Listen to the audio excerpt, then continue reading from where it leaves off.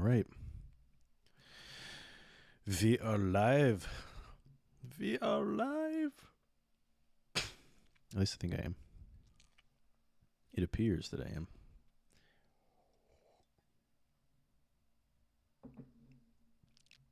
What's up, YouTube, and what's up, TikTok? All right. Looking forward to having a fun stream this evening.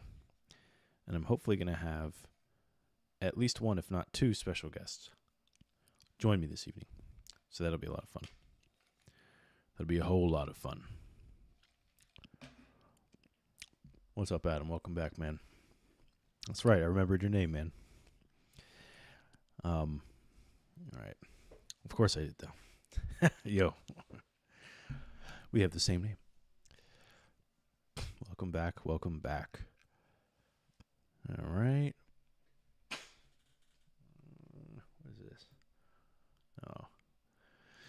Okay, so I'm hoping that I can get my first guest here on YouTube, but we'll see. I wonder if you guys can hear me well. Check the stream real quick on YouTube and then on TikTok. I think you should. I don't see why you wouldn't be able to hear me, but we'll find out. Let's see. Okay. Looks like it's good there. I think you should. Okay, yep. Sound is good. All right, cool. Alrighty. Awesome. Let me share this out real quick. Alrighty. Welcome, folks. Welcome.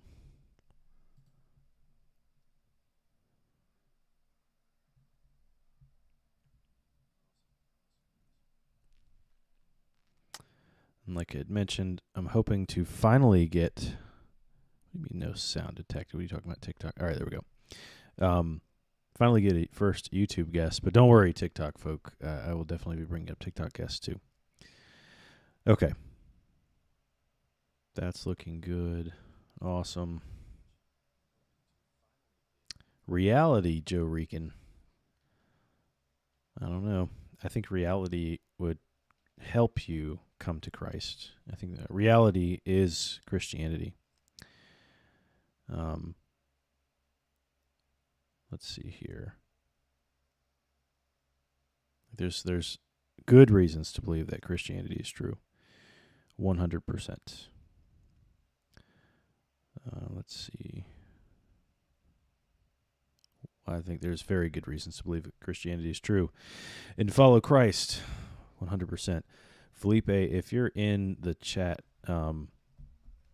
which I think you might be on the YouTube one, go ahead and join with the link in the description. We're talking about Jesus Christ or Caesar Borgia. No, I think you know who I'm talking about, Jarican. If you want the steps to have God speak to you, watch my video. Interesting. I might have to check that out, Chris. Mr. Chris Bowen. Why did Jesus ask God, why did he forsake him? Well, Jesus was actually quoting Psalm 22 on the cross there. He wasn't just, what's up, Felipe? He wasn't just like literally asking the Father, why have you forsaken me? He's quoting Psalm 22. And like kind of hinting towards messianic prophecy, which was being fulfilled while he was on the cross. It's kind of interesting. Okay, yeah, so you would want to go, Felipe, you'd want to go into the description, and you'd want to copy that link, and then go to a browser, and then input that link. And then put a note in the chat once you've done that.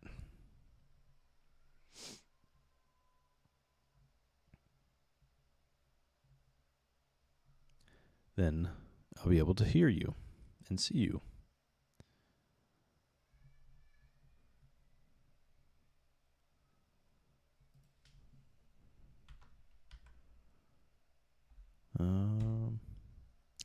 Did Jesus know the prophecy before death?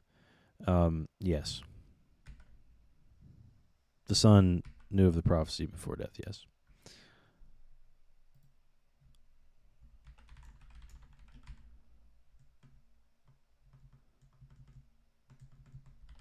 Okay. Can you guys hear me typing? I feel like I have a kind of loud keyboard. I'm just curious.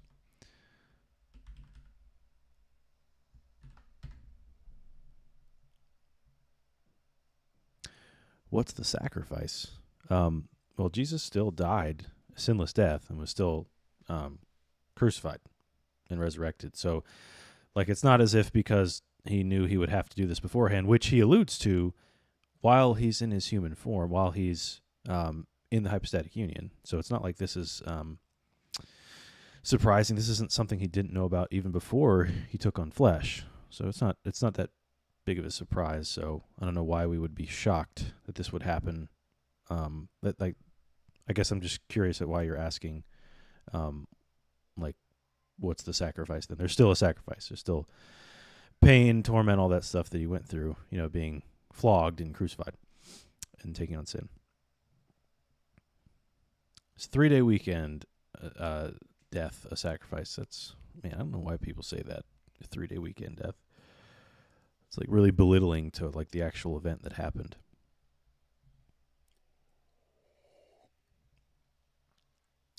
Oh, my skeptic friends. I'll bring you skeptics up here soon. Once my buddy Felipe joins, which he wanted to join and talk to some skeptics with me tonight. So I'm trying to figure out what's going on here. He's enabling permissions. Okay. Good. I don't know, MCH. I think we can give really good reasons to accept that Christianity is true, particularly that God exists and Christianity is true. So I don't know. We can have a conversation about that. Justin, why I see you in the request box. I'll bring you up shortly.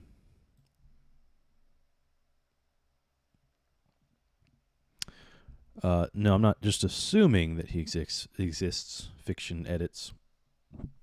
I think we have better reason to believe that God exists and Christianity is true than the negation of that. So, if that's the case, if it's more probable that it's true than it's not, then we ought to take it to be true. And I typically go the classical apologetic approach. I think that there's better evidence that God exists than its negation. So, and that follows with Christianity as well. So PSR, I do accept the principle of sufficient reason, but that alone is not why. I think there's like multiple explanations or multiple aspects of reality that are best explained by theism than not. So I think that naturalism has a whole lot of work ahead of it in order to really gain ground on theism. So some examples would be like a life-permitting universe, the existence of conscious beings in general. Consciousness in general is super, super wild. Like, it much better explained, better expected under a theistic worldview. The universe beginning at all is better expected on Christianity. Hushamba, I'll talk about Christianity here after I was just going over some theistic arguments. I'm also waiting on a buddy of mine to join so we can talk to some guests together. So we'll get to that, Hushamba. But I think that we have better reason to believe the resurrection took place than any other explanation. Even if you're not solely relying on PSR, it's still not worth reasoning for theism. What is it? What do you mean it's still not worth reasoning for theism? Give me more specifics there, Fiction.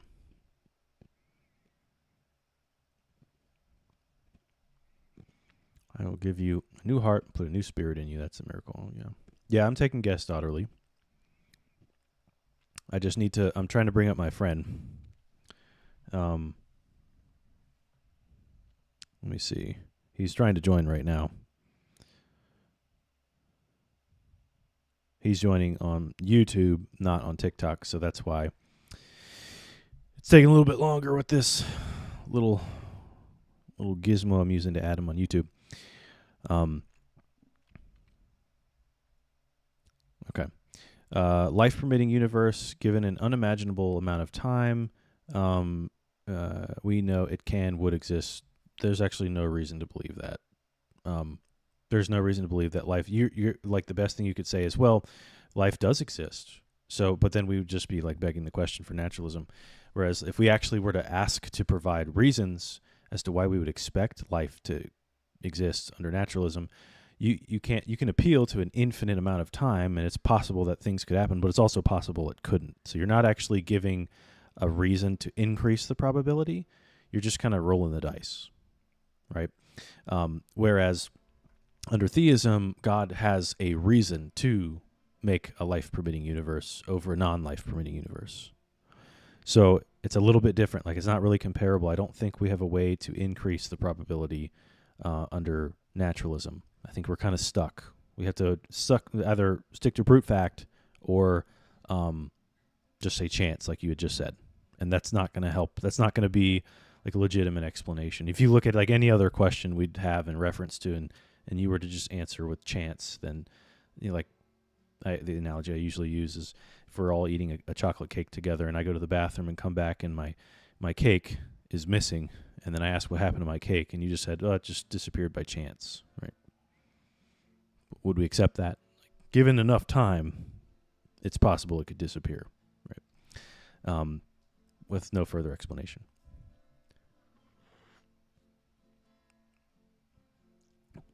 Your assumption is that God exists in order to create a universe. Well, no. The assumption is, unless you can show that there's like an explicit contradiction in my theistic hypothesis, then there's no reason to assume that theism is not possible. So we're weighing out the two different hypotheses, naturalism and theism. And I would say theism wins. We don't know that there's an infinite amount of time in the universe that we have. That's an assumption that so we could like say, okay, we live in this infinite universe. Well, the current state of affairs, the universe is in an expanding universe. That can't happen infinite. But like by definition, it will like you go back so far and you get to a point. That's why they say the universe is 14 billion years old, because that's where the singularity started to expand, right? And so there's a moment it was expanding, like that started to expand, and the moment it wasn't expanding. So there are other explanations cosmologists have put to go before that, but it doesn't. What was I going to say? That doesn't really give you, like, we get into a whole series of other problems, but that doesn't change the fact that the current universe we're in right now, the current setting we're in right now, is not infinite. So you can't appeal to that as easily. Let's see here. Well, we use that from the cosmic background radiation fiction. So let's see. It is still expanding, Doc. My point was we can trace back through the expansion. And that's like how we can kind of show it's more likely that this universe, it had to experience some sort of change 14 billion years ago to go from not expanding to expanding.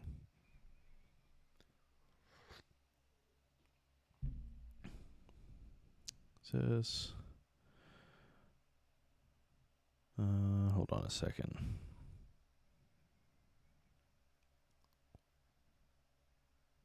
T is king. What's up, Elliot argument? Okay. All prophecies about Jesus were fulfilled by the letter. I would say they were fulfilled, except for the ones that are to come on the second coming, yeah. All right, let's see. What's up, man? All right, I'm at my... Why are you not... Let's see.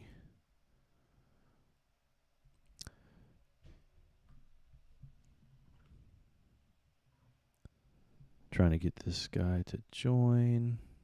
What do you mean post? Oh, okay, there we go. All right, we're almost here. Fiction, I like to use Bayes-style arguments, but I also like to use standard arguments too. Maybe a little more humble, less deductive arguments, more inductive and abductive.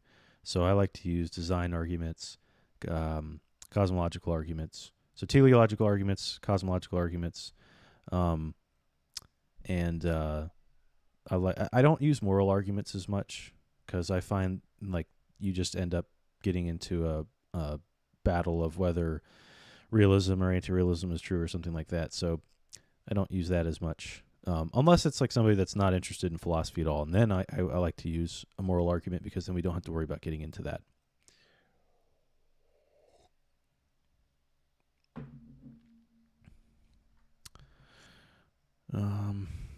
Let's see.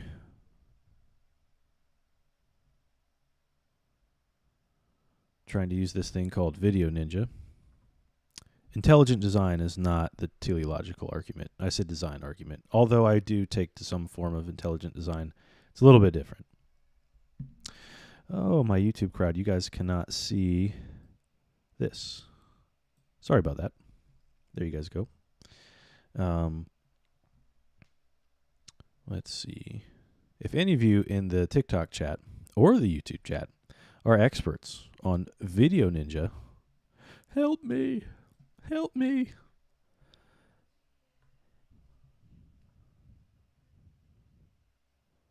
Because I'm trying to get my buddy to join. I told him to...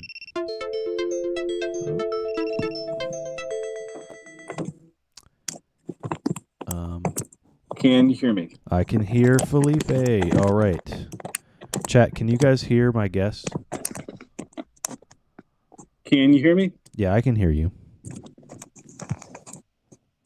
Can you hear me?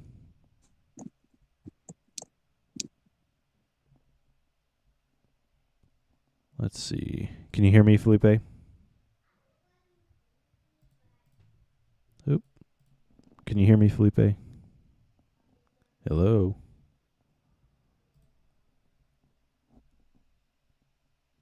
Okay, can you hear me?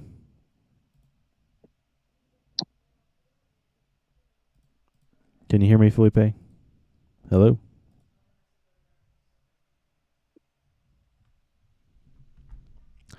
I could hear you. Can you guys hear Felipe in the TikTok chat? And then in the YouTube chat as well. Bobby G, you can join via Hey, can you hear me? Yeah, I can hear you. Okay, great. Awesome. Okay, you can hear me. Yes, sir. Good. Okay. All right, so we have Felipe on, and now I'm trying to get... Let's see. TikTok, can you guys affirm if you hear Felipe? No, Katie, I'm accepting TikTok guests too. I'm just trying to make sure you can hear my YouTube guests, and then I can bring you up. I see you waiting. Felipe, talk so they can try to hear you. I can, I'm here. Okay, cool. Okay, perfect. Everyone can hear each other. All right, this is like it's a whole thing. So I can. Awesome. All right, so we got a guest waiting, Felipe. Let me go ahead and get him I pulled can. up. Yes, sir. Awesome. Now the true test will be if you can hear the guest. All right, here we go. I can. I was a little taken aback for a second. For a second, I thought I was like you cloned me, and I was asking me if I could hear myself.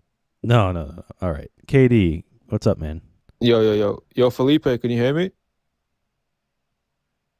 No, I don't think Felipe can hear me. Felipe, can you hear the guest? Yo, Felipe. I can, but you sound so close to my own voice that I'm freaking out. Really? Even with my British accent? That's crazy. Felipe, Damn, Felipe just left me hanging. All right, host, you can hear me. I don't right? think he can hear you. Felipe, hold on. Katie's gonna say this something. This is Felipe. Yeah, I know. Can you hear KD? KD, go ahead and say something. Yo, Felipe, how are you? This is Felipe. Friday? Yeah, no, I don't think he can hear you. Okay. Yeah, I don't think he can hear us. You might have to shuffle some settings. I may not be able to hear Katie. I'm not sure. Yeah, you can't, Felipe. We have confirmed you cannot. This is. I should have tried to. Oh wait, host. Why don't you try getting Felipe to join on your TikTok panel? He doesn't have a TikTok. Oh, he doesn't have TikTok. Yeah. Damn, Felipe, bro, you're making things hard for us. Yeah, that would be the only. I mean, through the YouTube stream, can you hear him? I can hear Felipe very clearly, but obviously he can't hear me. Well, I'm asking Felipe if he can hear you, Katie. I can, but now I'm starting to realize there is a delay. That's okay, as long as it's not too crazy. I can tell Felipe is in his car, so maybe that might have something to do with it. Is that what's going on? Okay, so you're Felipe? responding to me from about 30 seconds ago. So either there's some kind of a temporal shift going on. Okay. All right, we gotta. Is my camera working? All right, there we go. Felipe, do I have a delay or is it just our guest? There is some kind of extreme delay going on, and I can hear it right now. The delay is about 20 seconds long. Damn, son. Dang. All right. Oh, technology. Technology does this. It always does this. I think it might be something to do with, again, I might be like presupposing. I think it's something to do with his Wi-Fi, because I'm presuming he's in his car, because I can tell from like he's got his Bluetooth connected. I'm presuming he's in his car. So I think that might be it. I don't know. So I can hear you. I can hear him. Okay. Without a delay, Felipe? No, there's still that delay still there. Okay. Yeah, that's crazy. No, I'm in an office, actually. Are you in an office? Okay, fair enough. Hey, Felipe, just make a TikTok, bro. Trust me, just make a TikTok. You'll save yourself the headache and everybody. That might be the case. That might be the best option. Hold on a second here. I can hear you. If you just said, "Is there a delay?" I just heard you. I said that. Yo, this is like somebody on the moon, like watching like the president being inaugurated from like 60 years ago, and he's just finding out about it. That's what it feels like. That's how far the delay is. Yeah. Let's give him a second and see if he can if he answers that. See if he heard it.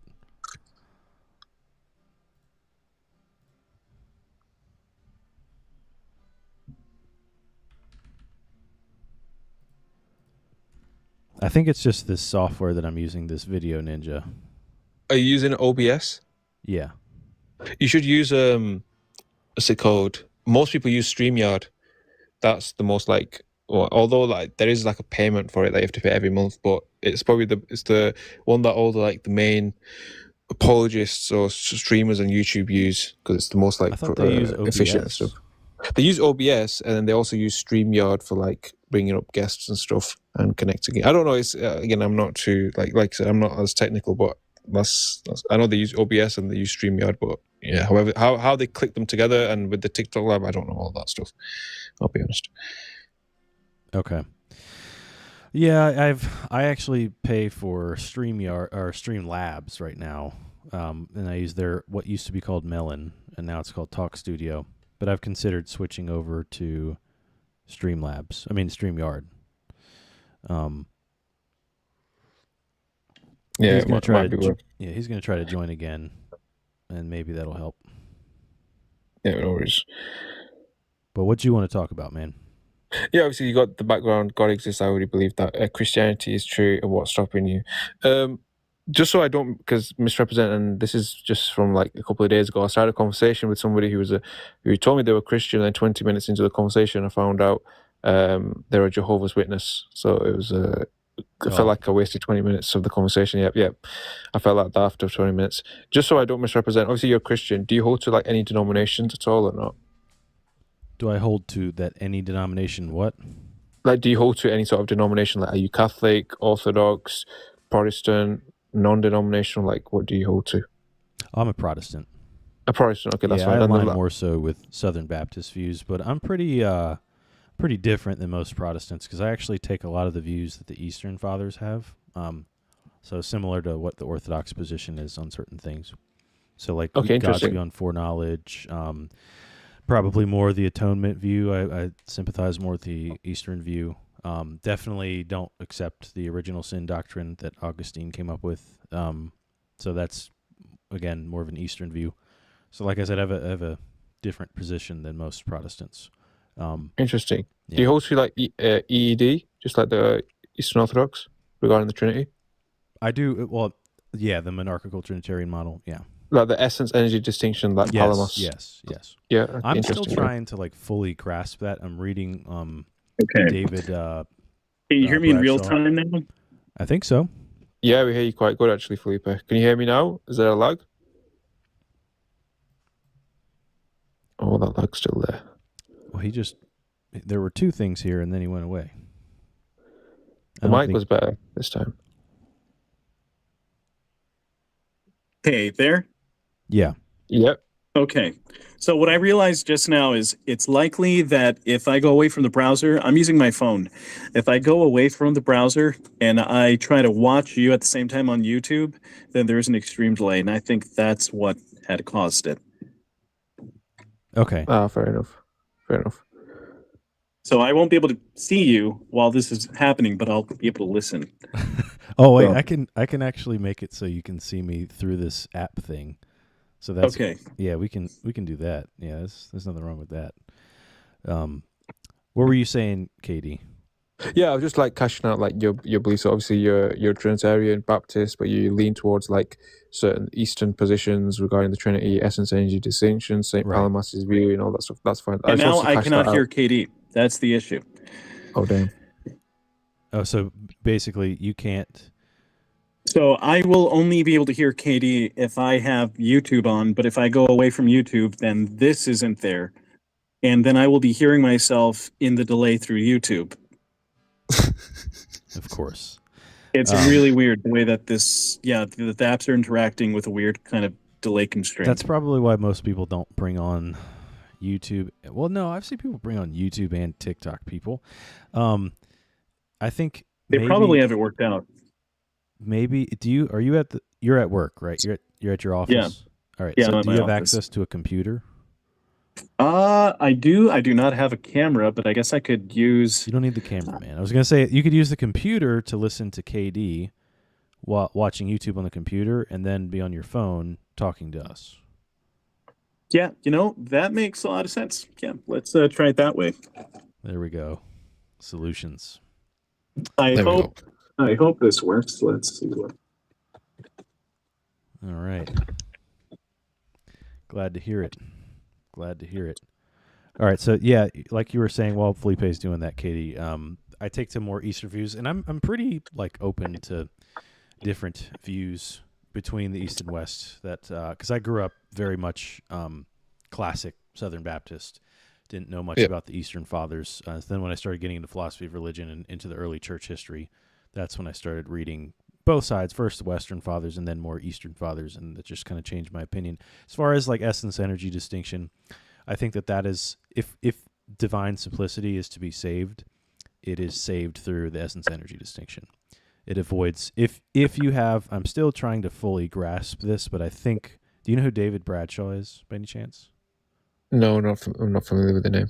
Okay, he's an Eastern Orthodox philosopher, and he essentially says like the reason that, do you know what divine simplicity is? Am I even? Yeah. Okay. Yeah. So like it faces a big problem with the Western view. If God has no parts and God is just these things, right, then you're going to run into things like modal collapse. Whereas on the Eastern view, if the essence and the energies have a distinction, you can have the energies, which are the actions of God, distinct from the essence of God. So God isn't forced to be these things, like creator, and then have free will. Like that's like the quickest modal collapse you could explain would be, if God is a creator but God has free will, can he choose not to create? If he doesn't create, he's leads to modal collapse. With the essence energy distinction, you get around that you don't have to deal with that because of that distinction. But anyways, nonetheless, that's one of the reasons why I like that, and I'm reading more about it. Yeah, there's certain issues with like classical theism. I have like personal I feel like it's not intuitive, like because I hold to like more of a neoclassical theist position regarding so God. I'm here, and I'm not even able to find your channel. When I'm looking at Truth Over Tea, I'm getting several channels here. Truth Over Tea with Polly. It doesn't even show me your channel. Am I being censored on YouTube? I Oh, wonder man. if you are. Truth How over tea, dare I talk and I about even put in religion? channel after. It says truth over tea, but with poly. Truth over tea with H and D. Try it with no spaces. No spaces. Okay. That actually may be it.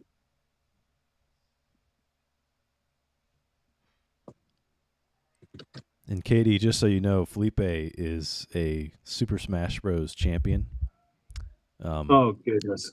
So, like, one of the best players in the country, you know. What's Felipe's? Felipe, what's your go-to? You can't hear me. That was a lifetime What's his ago, go-to character? But, yeah, no, the current players are super, super, super cracked. I can still sort of hang, but yeah, people are really good today. Katie asked who your character is, Felipe. Falco. Yeah, good choice. And Good that choice, was for Melee. So Melee's the best one. So it is the best one. did you find it, Felipe? I'm here. I'm seeing you guys. Okay. So Katie, talk. So Felipe, can you hear me now? No, as I'm speaking? wondering if there's a little bit of a delay. I'm trying to put the volume on. Here, give me a second. I want to make sure. Because I can hear your mouth. Okay. Did you find it, Felipe? Yeah, there is still a bit of a delay. On by the YouTube? way. Okay. Yeah, when you just said on YouTube, Katie talk, Right. just now, you just said that now on the screen. Okay. So there is quite a delay. So we'll try to I gotta get you a TikTok, man. I'll give you one of my other accounts. So you could join this way. And I gotta figure out how to get rid of delays. But nonetheless, we'll try to make this work because the delay seems better than it was. It's not a minute. Now it's like 10 seconds or 5 seconds. All right.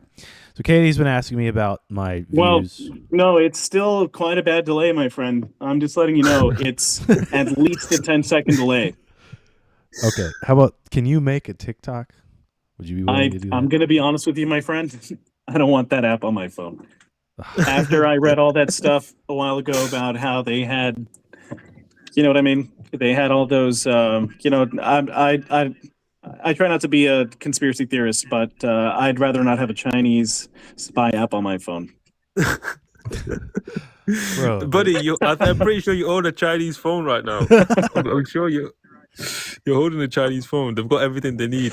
I'm sorry to disappoint you today, but today just may not be the day that this is going to work out. And I think what we should actually do next time, I'm not sure if you'd be okay with this. I mean, I don't want to like infringe on your personal space and your channel, but I mean, I wouldn't mind even just sitting next to you. If it would work that way for you at some point, but it seems like, yeah, this may just not work out. I got you. I'm gonna Sorry, look guys. up. No, you're good. I'm gonna look up a way to get rid of this delay while we're talking. Maybe there is a way because I've seen people do this. Is there a way? Wait, is this your first time what's it called? Collabing like the TikTok live with the YouTube and just like mashing it together? Is this your first time? No, I've been doing this for a few months. Has it given you problems like this before? I've never had a TikTok YouTube guest until today. Okay. That's why. So if you know any tricks, let me know. No, all I know is OBS and StreamYard, and that's it. That's the only I've got. Gotcha. Well, here, don't leave yet, Felipe. I'm looking this up. Go ahead. Okay. Go ahead, Katie. Keep going with what you're saying. Yeah. So obviously you cashed out what you believe in that. I appreciate you explaining that. And I think from now on, like even like if any panel I join, I think that's what I'm going to start doing because I promise you that conversation. I promise you, 20 minutes I was into that conversation, and when I found out he was a Jehovah's Witness, I was like, bro, I wasted like 20 minutes. I'm not trying to talk to no Jehovah's Witness. I believe there's 140,000 people in heaven, bro. Anyways, putting that to one side, what's stopping me from being a Christian? Oh, obviously there's a couple of personal things or personal reasons why, I should say theological reasons. I would say one of them, and this is something that I began to ponder on actually recently, and perhaps like maybe it's a misunderstanding on my part. Maybe it could be a bit cashed out a little bit. I think as it stands right now, I believe, and again you can correct me, I believe Christians like yourself worship a different God to the one that Christ worshipped. Would you agree with that? Or would you disagree? I would disagree. So, in essence, you would say that you and Christ worship. But by the way, I should clarify: when I'm talking about Christ, I'm talking about when he was on earth. I'm not talking Yeah. about he's ascended to heaven, etc. Right. So, you would affirm that no, when Christ was on earth, the God that Christ worshipped is the same God that I worship. Correct? Well, I do worship the Father. Yeah. But that's the issue, because you would say God for you, right, is God is triune, meaning God exists as three persons, one essence, co-equal, co-eternal, co-substantial. So the question would be: did Christ also worship a triune God like you? So Christ is going to worship. I guess the difference would be, like it seems like if we're using the word God, if you're using the word God as a name, then yes, it's the same, because God in the name, under the monarchical view, is the Father. If we're using God as the predicate sense, I guess you could be right, because Jesus isn't going to worship himself. Yeah. But I mean, that would just be a non-issue to me. See, for me, that again, maybe you can clarify, but for me, I would say that's somewhat problematic, because if you're to follow Christ and Christ himself, and this is just going off the text, right? When I read Matthew, Mark, Luke, and John, I only see Christ worshipping a unipersonal God, i.e. the Father alone. I think John 4:20-23 and other passages as such. So if Christ is seemingly, just going off the text, is worshipping a unipersonal God, but Christians worship a triune God, then they would have to bite the bullet and say, yeah, sure, we worship other than who Christ worshipped. Would you be all right with affirming that? Well, technically, you could say that Jesus would be worshiping the Father and the Holy Spirit. But like triune God is just a description. Like Jesus is, if Jesus is worshiping the Father, right? Yep. And the Father is the head of the triune God. Again, if you use the proper name God, your nominal sense, you're talking about the Father. If you're using the predicate sense, then you're talking about the triune God, because you don't, like, just because Jesus is worshiping the Father and Jesus is one of the persons in the Trinity, that doesn't mean that when Jesus is worshiping the Father, he's not worshiping a God that's part of the triune nature. You see what I'm saying? I get that. But the thing with that is, I would say that because you'd agree with me that the Father himself isn't triune, right? Because the term triune, or the definition of triune, means three in one. So the Father himself isn't three in one. Yeah, so the Father himself isn't three in one. You would say the being as a whole, right? Even though I don't like using the term whole. I use the term essence, not being, because it's less. It's confusing. Like the way the English language is, being in today's world is used way more often as like a person, as opposed to an essence. So that's why I say essence. But see, I wouldn't even, because if you said the essence is triune, you wouldn't say that you worship the essence, though, right? I worship the persons, right, that partake in the divine nature. Yeah. Yeah. So, and when I ask about Christ, you would say, well, Christ didn't worship this essence, this triune essence. He worshipped just the person of the Father, who isn't triune. So he would be worshipping just one person, correct? He would be worshipping two, but yeah. Wait, you believe he worshipped the Holy Spirit as well? He could have. Maybe we don't see it in Scripture. Do you have any text? Yeah, that's what I was going to ask. He recognizes the Holy Spirit. He may not offer proskuneo to the Holy Spirit directly, like the verb, but I wouldn't rule that out. Because this is the thing. Because I'm literally just going off the text, right? I'm saying when I read Matthew, Mark, Luke, and John as it stands, yeah, I only see him worshiping the Father alone. I think John 4, where he's speaking to the Samaritan woman, he says that you Samaritans don't know who you worship, but we Jews, we know who we worship. For a time will come where the true believers will worship the Father in spirit, right? Mm-hmm. But here he's affirming, I think it's John 4:20-23, and he's affirming that the Jews know who they worship. Mm-hmm. Now we know from the Jews in the first century regarding that time, well, they didn't believe in a triune God. They knew of God, and they knew that God was unipersonal, correct? Well, they knew of Yahweh. And no. There's actually a whole case that's been made from Old Testament language alone in a binitarian view. Like basically the Father and the Son, when you see like the talk about Yahweh and then the angel of the Lord, like they're clearly using language of a divine nature, like a literal divine nature.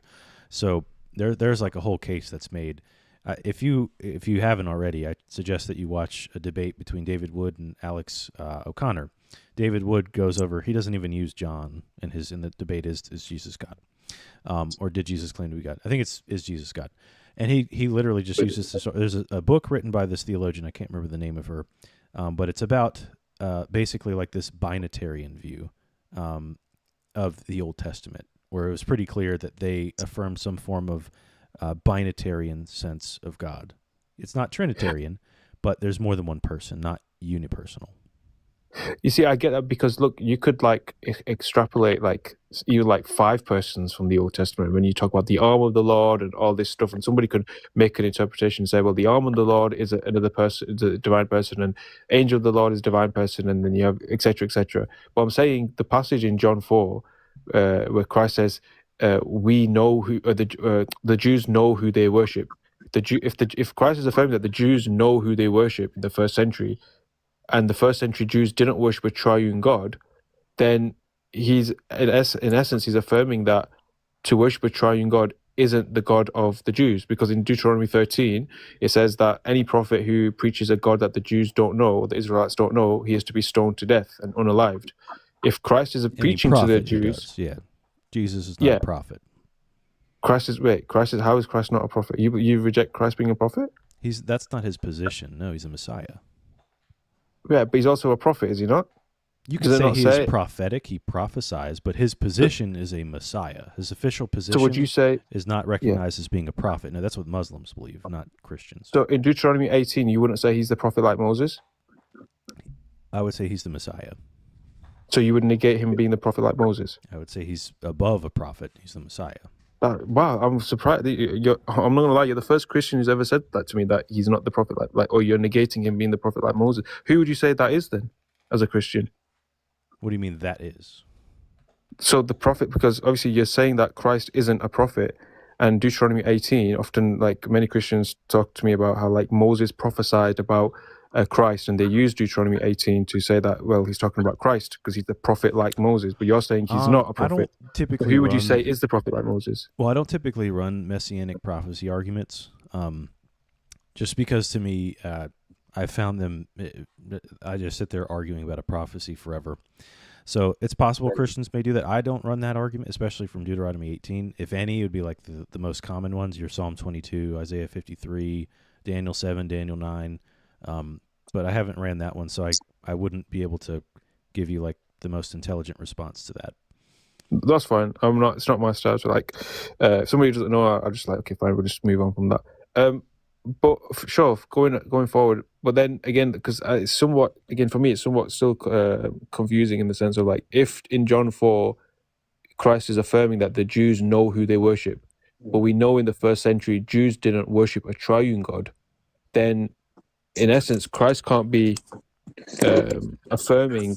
Yeah, I just want to chime in. This will probably come in about 20 seconds, but I just want to kind of speak on Adam's behalf for a second. Christ is considered a prophet, and he would be considered a prophet because a prophet is someone that speaks on behalf of God.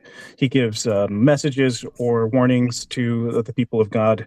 There's a Hebrew term, nebi, and it's used to describe an individual that God calls to communicate his will, or foretell future events, or call people to repentance, sort of like what is his name? I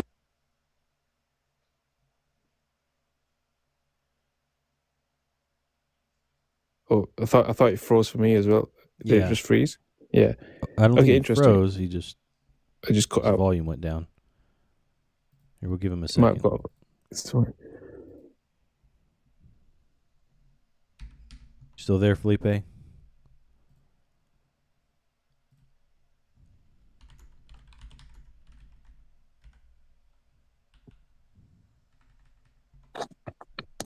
I guess you could say Jesus is considered a prophet, whereas I guess Islam is going to concern him as a major prophet. I am here. Okay. Well, go ahead and continue what you were saying. I'm not sure why it cut off, but yeah, essentially Jesus is a prophet, as a prophet would be defined, biblically speaking. Okay, perfect. Would you agree with that, host, that Christ would be a prophet? Yeah, I could say I was wrong, yeah, and that's probably right. No I was thinking more of like an ontological position, but I was probably just overthinking it. He could be defined, in Felipe's definition, yeah, he would be considered a prophet. Yes, then that goes back to Deuteronomy 13, where it says, if there's among you a prophet or an individual who's, again, you can fact check me on the verse, but Deuteronomy 13 talks about if there's an individual or a prophet who's preaching to the Israelites or teaching the Israelites a God that they do not know, he is to be stoned to death. So if Christ, under your worldview, is preaching or teaching the Israelites of a triune God, then he is to be stoned to death. But if it's the case that he's not teaching because them this, that would just be like, you could be charitable here. Just because God, they're not aware of a triune nature, doesn't mean that it's a different God. That just means like Jesus is still preaching about Yahweh. So the God they know is Yahweh. So, or Adonai, but I'm saying, Elohim. yeah. So the Hebrew words that are used in the Old Testament for God are still compatible with what Jesus is teaching. So just because they don't know an aspect of the nature of God, like that God is three persons participating in one divine nature, that doesn't mean that Jesus is preaching a different God. Jesus is just revealing something that they may not have been aware of. But I would push back on that. I would say he is, because I would say the Yahweh that the Israelites or the Jews know is a Yahweh who is unipersonal, but the Yahweh that Christ is supposedly preaching under your worldview is a triune Yahweh or a tripersonal Yahweh. Right. And if for example, if X is worshiping a unipersonal God and Y is worshiping a triune God, X and Y aren't worshiping the same God. You would possibly agree with. Okay, so if Christ is preaching to them a God that they do not know, i.e., a triune God, and they only know of a unipersonal God, then Christ is to be stoned to death, and he's a false prophet or a false preacher in that sense, according to Deuteronomy 13, correct? Well, no, there's no passage. Is there a passage that says that God is unipersonal? No, but we're going off the historical context of in the first century, because if John 4 is very clear, if you go to John 4:20-23, the one I recited, he says that you Samaritans don't know who you worship, but we Jews, we know who we worship, for a time will come where the true believers will worship the Father in spirit. So he doesn't say the Father, the Son, and the Holy Spirit. He only singles out the Father, because the Jews of the first century, that's who they affirmed as God. They affirmed God as the Father and the Father alone. Well, the first, not as a triune. Just because I didn't remember, I looked this up real quick. There's in Second Temple period, right? 200 to 100, 200 BC to 100 AD. This is that 2 powers in heaven, right?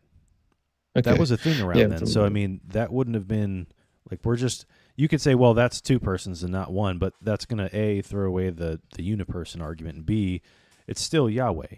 So Jesus is not teaching a different God. It's the same God. It's just revealing more aspects to the divine nature. Yeah, so just to push regarding the 2 powers in heaven, that's deemed that would be deemed a heresy.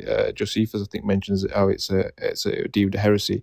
So just because there's like a fringe group who believe in this, it doesn't necessitate it's true. Like, for example, you have like fringe groups in the first century who deny the crucifixion. Like, I think the Basilides denied it, and then you have the Docetists and Gnostics, etc. They denied it. That is just because there's a fringe group doesn't mean like. Yeah, so just because there's a fringe group doesn't necessitate that, okay, there's a potentiality that this is the true belief.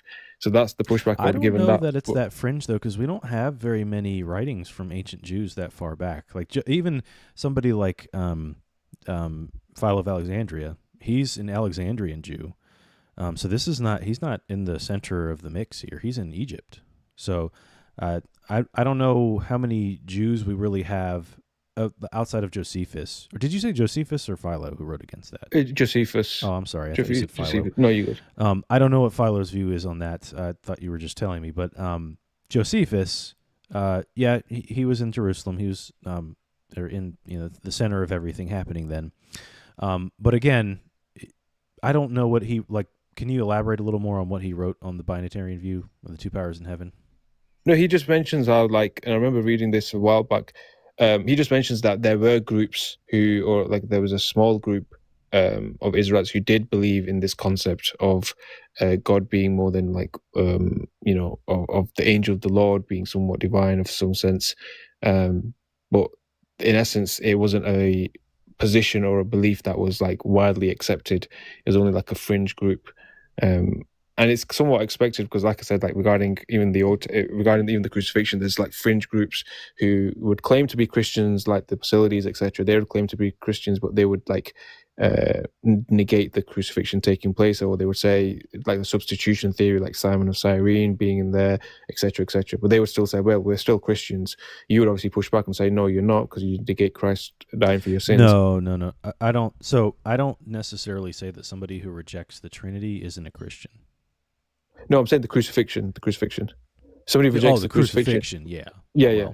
It's So like the essential, Basilides, Right. Basilides, the Gnostics, the Dosists, etc. Even like some Judaizers as well. It's known that some rejected it, but back to the point is, yeah, I still think it's somewhat contentious. Like I'm just going off the four Gospels. When I read them like plain, I only see Jesus worshiping a unipersonal God. I don't see him worshiping a triune God. Christians, you can bite the bullet. I have no issues with biting the bullet. So in Matthew 28, for example. Yeah, to baptize in the name of the Father, Son, and Holy Spirit. Why would he say that? The only issue with that is, and I've looked at, and that's a good point that you make, but the only issues with that is when you continue to read, if you go to the book of Acts, every occurrence of the baptism that takes place by the disciples is only done in the name of Jesus. So that's problematic, because it's either the case that the disciples you have to like somewhat slander the disciples and say they were ignorant, they didn't affirm Christ's teachings because he told them to baptize in the name of the Father, Son, and Holy Spirit, or maybe Christ was incapable of actually explaining what they should do, or some might make this an argument. I've not really looked into it, but I've heard of a potential that this is an added verse, although I've not looked into it, so I'm not even going to make that positive claim. So we'll put that to one side, but I would say that's still problematic because none of the disciples actually like baptize in the name of the Father, Son, and Holy Spirit. So like, how would you reconcile that? Even if that's the case, right? Which I think you're right. That's irrelevant to what Christ said. So he you would have said that he named all three persons in the same sentence after being baptized, which is being reborn. So it seems kind of arbitrary for him to say that if there's no value to it.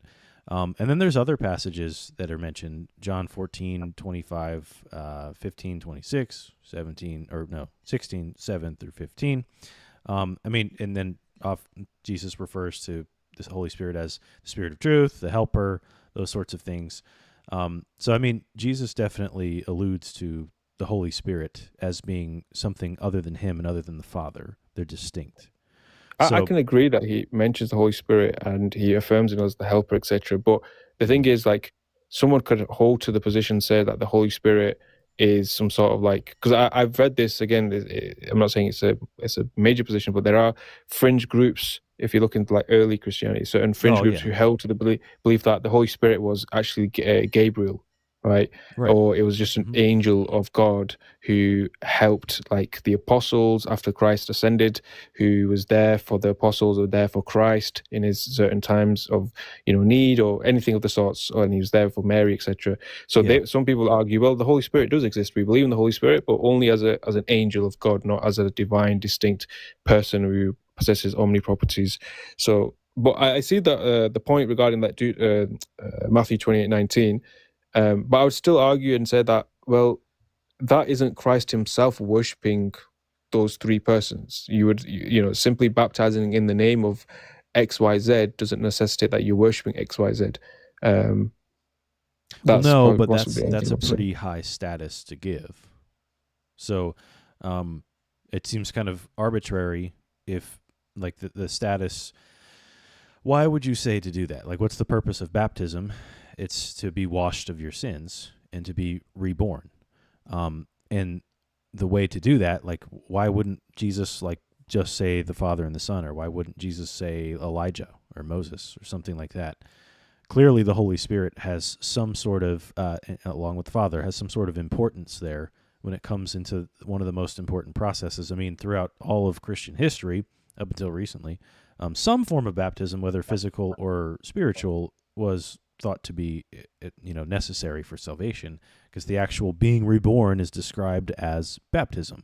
The physical baptism for a lot of the early church, and then more later on it became recognized more as the spiritual aspect being the necessary, not physical. But nonetheless, baptism of a sort has always been affirmed, and what's going to help you be reborn It's you along with what, right? Yeah, fair enough. I'll let you get going, and I'll actually look into that a little bit more. I'll try to do a bit more research on Well, Matthew let me 19. ask you: Are you an atheist? Are you agnostic? Are you former other religion? Where do you stand now? No, I just believe in God, but I'm just like Okay, you're a exploring. theist. Okay. Yeah, I would say I'm a theist, but I'm Okay. just exploring like different. I mean, I grew up going to a Catholic school. I went to a Catholic high school, and obviously we knew like the basic, like obviously Easter and Christmas, and they would take us to like church and certain mass and stuff. But so I knew like the basics and stuff, but I never really like took an interest into like religion until Yeah, I'd say maybe about and 8 years I or know that so. I'm on a delay again, and I'm not exactly sure when to chime in. I kind of wanted to say this about a minute ago. But if we are talking about the nature of God and we're talking about his oneness, that there's a triune God, that's very clear in Deuteronomy. If you read Deuteronomy 6:4, you'll hear the phrase, Hear, O Israel, the Lord is our God, the Lord is one. There is the word Echad that is used is a word meaning that it is a composite unity. And it's the same word that's used to describe that when man and woman come together as one Echad, one Ehad, one flesh. It means that two people have come together to form one union. That's the same word that's used in Deuteronomy to describe God, which is interesting because it is beyond the plurality that you'd be using, for example, in saying, what is the word that is used? Elohim. Yeah, You that's use plural the word and Elohim singular. to say Yeah. exactly the plural for Elohim. So, do you know what the Shema is? It's what I just the hero Israel, Yeah, Lord is our God, the the Lord is Shema. one. Yeah, yeah. It is underscoring that despite the, I guess you could call it the linguistic plurality, that God is in one essence indivisible. That unity isn't just it's not just saying that he has a numerical quality to it, but it's also qualitative. It's reflecting the completeness of God's nature. So Echad is pointing to a divine unity, and not that there is just one singular personhood in God the Father, but that there must be more. And Jesus seems to be pointing to that when he says that he worships the Father, but also that he'll leave a helper, the Holy Spirit. And I think it's striking that when Christ is being baptized, that the dove descends upon him, and that God in that moment says, "This is my son in whom I'm well pleased." It seems like that's there on purpose to denote that God is a triune being. Fair enough. Something to look into. I'll have a more deep look into that. Last question, because obviously I appreciate the time you gave me to speak. You probably got other guests want to come up. How would you respond to regarding like the part regarding Acts, where none of the disciples actually baptized in the name of the Father, Son, Holy Spirit? What would you say regarding that? Felipe, did you have a response to that?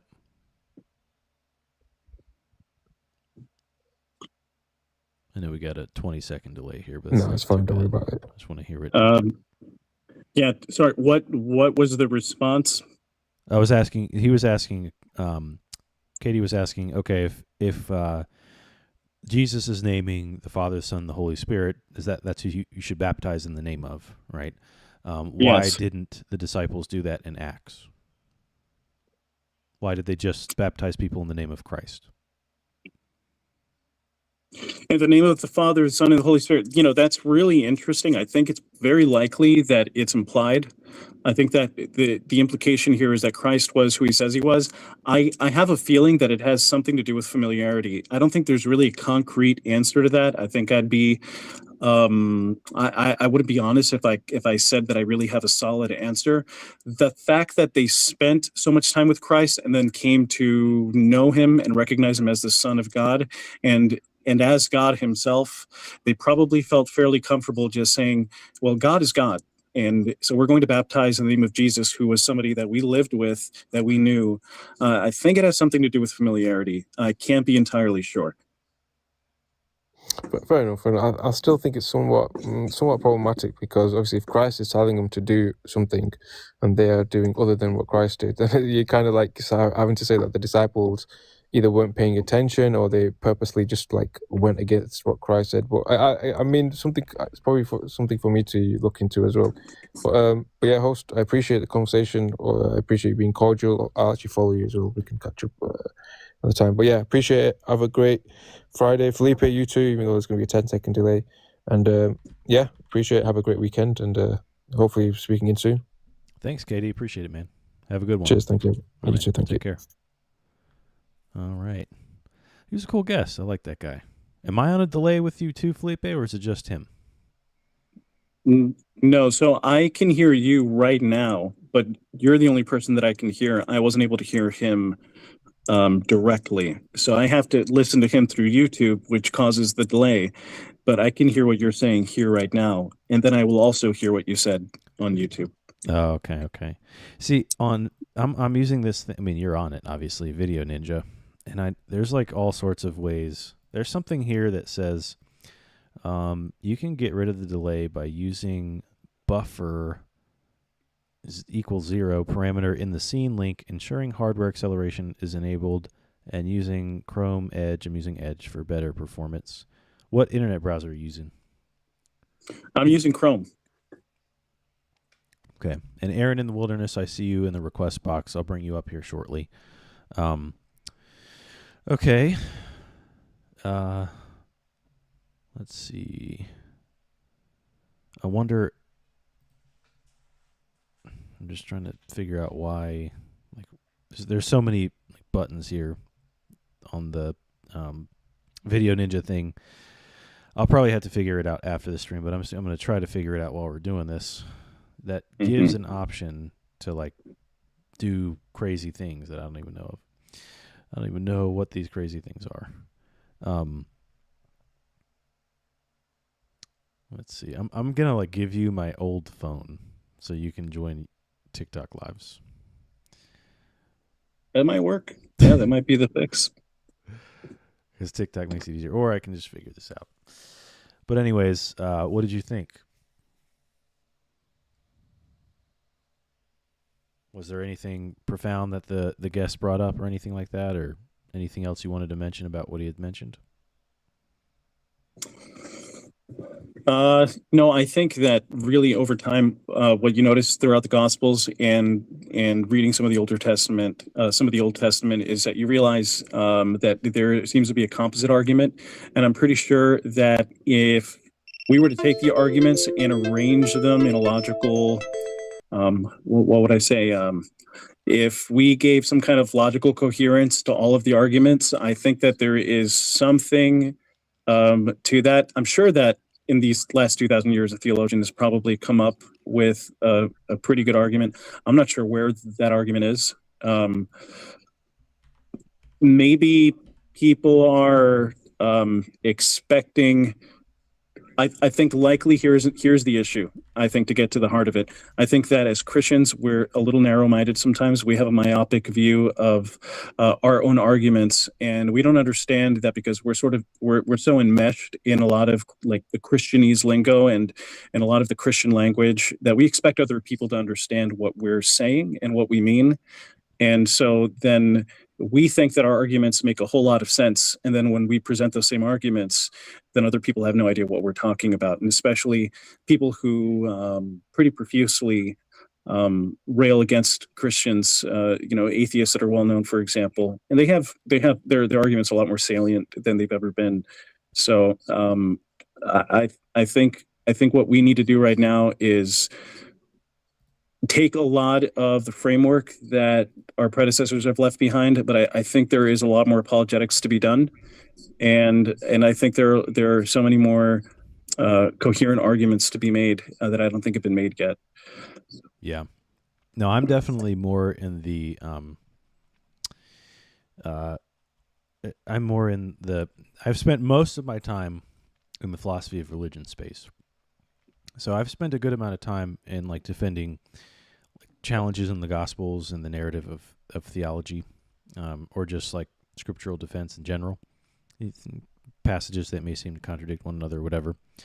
But I certainly I need to do more in that space. I spent more time in philosophy of religion because that just seemed more impactful to me, and like more people were anti-God. And then I got into defending the resurrection, and that's when I really started getting into the scriptural defense and different theological concepts and stuff. But like sometimes, yeah, I think Yeah, I don't mean Go to ahead. interrupt you. I think part of what we're going to have to do is we're going to have to take a lot of I guess, the philosophical framework that are being used. Are you familiar with Duns Scotus? Yeah, He's John a Duns Scotus. Yeah, yeah, and I think there's a lot to unpack in his whatness and thisness arguments. I think that that has not been fleshed out enough. I think we have a skeleton right now, and for us to really flesh out some of the argument of the Trinity, we have to begin to really dig deep down into who God is. I think we're going to run into a wall too because of who God is, his divine nature, and the fact that he is a unique being. I think there comes a point where our attempts at describing him with human language and logic, I think we're going to run into a wall. I think we can get somewhat close to defending the Trinity as a whole, but I don't think we're ever really going to arrive at an argument that atheists are going to accept. I think at some point, in the same way that we're asked to have faith in God, not a blind faith necessarily, but that where we have enough what would I say, enough intellectual argument for us to be satisfied with that argument that we can fill in the rest with faith. I think that's where we're kind of going to get, but I think there's still a whole lot of that skeleton we can put some sinew and muscle on. right. No, I agree. I'm not sure I agree with the whole like logic limiting our understanding of God. I think it's more just merely our lack of omniscience.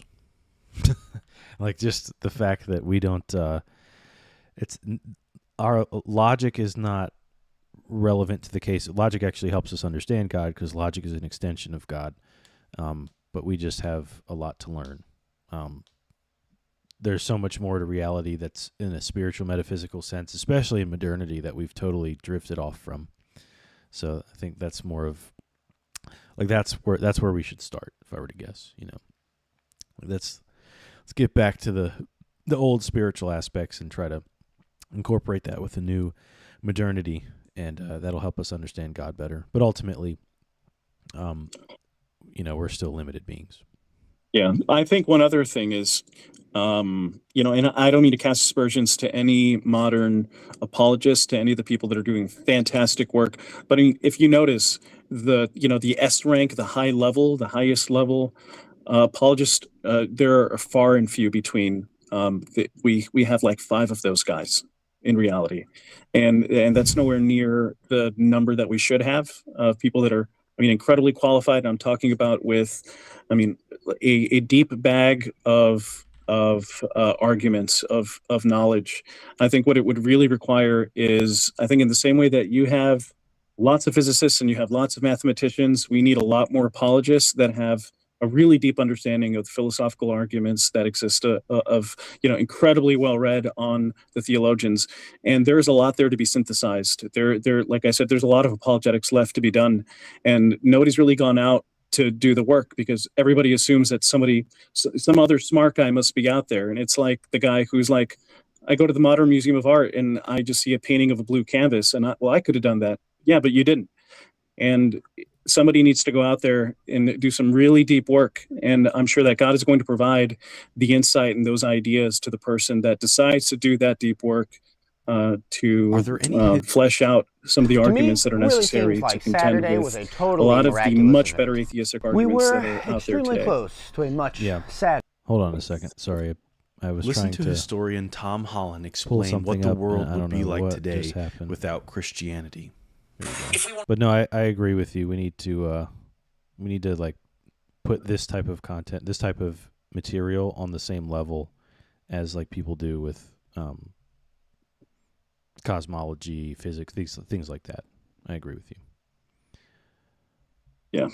Yeah, I agree.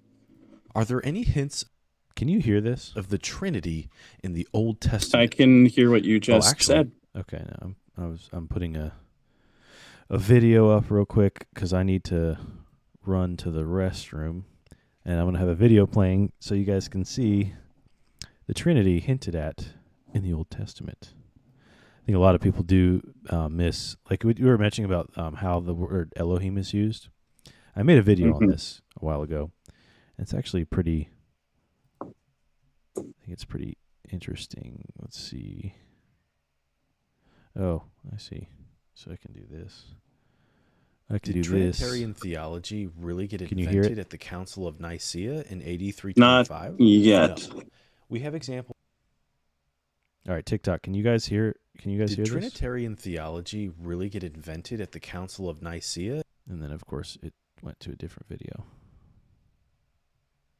Did Trinit?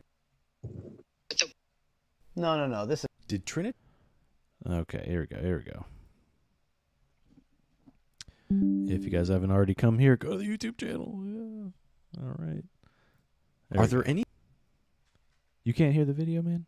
hints of the Trinity in the Old I can see it on the Testament? screen, but I can't hear it on your actually, end. To Not find the very here in first this one, look no chat further than the where very there's no first delay. verse, Genesis 1:1. The But I'm doctrine of seeing the it on Trinity YouTube. states within the one nature of God there are three eternal persons. All right. So this is implying plurality.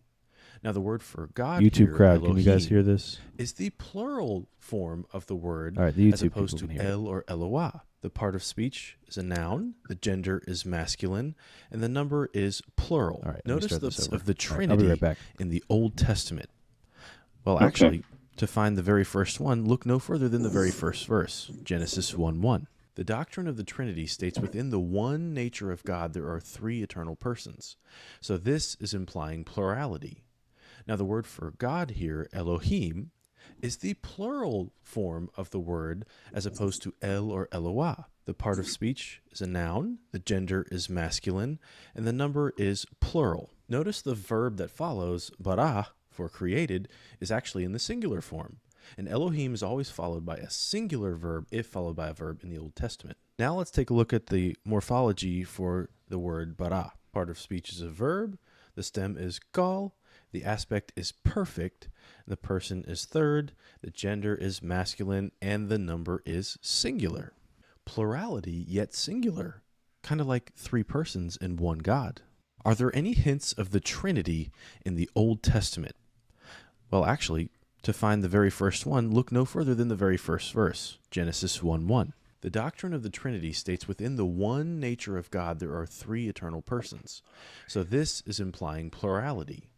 Now the word for God here, Elohim, is the plural form of the word as opposed to El or Eloah. The part of Wonder how many speech times this is is a played noun, through. the gender is masculine. All right. Anyways. And Jesus himself never says, I Okay. So, nonetheless, that's somewhat of a explanation on where we can see the Trinity in the Old Testament. Yeah. The first verse. Anyways, all right. Let me bring up my next guest, Aaron in the Wilderness. We'll try to make this work. I still have not found a way to get rid of the delay, but we'll try to be gracious and I'll wait to hear you respond, and then if you got to respond to something, and there's a delay, just text me and be like, bro, I'm responding. All right. Okay. Yeah, I think that makes sense. All right, cool. All right, Aaron in the Wilderness, thank you for your patience. Good evening. Am I on the delay or the voice? your co-host. It's just my on guest, the delay? Felipe. Yeah, Okay. yeah, you're good. Well, this is Okay. interesting. I came up to kind of answer the prompt a little bit, but Sure. now my mind is on 15 different rabbit holes based on the discussions I've been hearing, and I now suddenly want to abandon the prompt and go to all these rabbit trails. But I guess that just means you guys have been having good conversation, I suppose. So I guess for the sake of time, I should just get back to the prompt. But I appreciate the words of Jesus very much. I've studied the Bible for, well, might as well say all my life, quite frankly. I just don't believe because I don't really believe in supernatural or supernatural claims. I also don't believe in the resurrection. So in that regard, for answering your prompt, I don't have anything new to add. I mean, you've heard that a million times, but I don't think there is anything new to add on the apologetic side or the atheist side currently. I think there's just nothing new to add except we just keep on debating the atheists and atheists and theists, It's not a never-ending, an endless war, but it's an endless debate. Just regardless of if either side has anything new to add. So you've heard what I had to say 1,000 times. I just don't believe in the resurrection, and that's kind of disappointing. Nothing new to add there, but Well, that's the answer to the prompt there anyway. that's okay. I mean, to me, this is the most important discussion to be had. So, Sure. all right. So you reject theism, which is probably where I spend most of my time anyway, in this type of discussion. So, were you always skeptical of the existence of God, or did you grow up religious and then kind of fall away? Tell me about that. Well, I mean, I grew up nominally Christian, and then became what I would call born again, and started studying it a little more actively instead of just hearing all the Bible stories as a child. I started, went to Bible college for a while and seminary trained as well, except I had a couple more classes left and I didn't finish, but that's neither here nor there. So yeah, I've believed at one point, and I've been a hardcore hardliner atheist at one point, and now I'm just kind of, I don't know what I am. You might as well just call me agnostic, I guess. Okay. Okay, so if you're agnostic, I think what are like kind of the reasons why you would not take theism? Like, if you're agnostic, you're kind of sitting in the middle, whereas an atheist is more going to affirm there is no God. So if you say that you're an agnostic, have you heard any of the Bayesian arguments before? Yeah, with oh man, now the name is escaping me all of a sudden. Oh geez, how could I forget his name? Yeah, I've heard. It's a little bit older that I've heard it, but I've heard couple debates on this. Who was the guy with dark hair who debated Matt Dillahunty on this all the time? He was kind of a good faith guy, arguing that he wasn't. You probably don't know what I'm talking about. That's all right. I mean, I've watched a lot of Matt Dillahunty's debates. Guy with He had an dark hair. argument Oh, with- you mean Than? Yeah. Yeah, what was it? What's his full name? Well, That might be- Than only debated him once. This guy debated Matt Well, Dillahunty multiple times. There was a couple times. He one of them was on that. Modern day debate.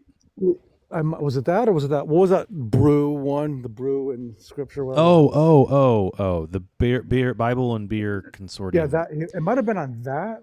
I want to say it was. Okay, It was a that while was ago. not. You didn't hear a Bayes argument there. That would be either. Gotcha. Well, if you watched Matt Dillahunty debate there, I only saw him debate Matt Slick there, Yeah. who did Well, not go over that. There might be there might be some good, solid, formulaic evidences for why, something had to have created the universe that's conscience, that's an agent. So be it. What do I know? And maybe rather than just saying, well, maybe the universe is eternal. Well, no, maybe there is some conscious agent that's eternal that did it all. I mean, maybe I'm not about to want that burden of proof on me to say no such thing exists. So what the hell do I know? But saying I'm a little more, even more skeptical yet with supernatural claims about the miraculous, such as Muhammad splitting the moon, or Jesus walking on water, or rising from the dead, or you pick the miracle, you pick the religion. That's where I'm not yet ready to. I just think that I guess I'll just pick on Christianity for a minute, since I'm talking to Christians. Sure. Although this isn't really just about Christianity, for me it's just about any supernatural claim. But just to pick on Christians for a moment, I think that there are easily natural explanations for why. I'm just talking about the resurrection now.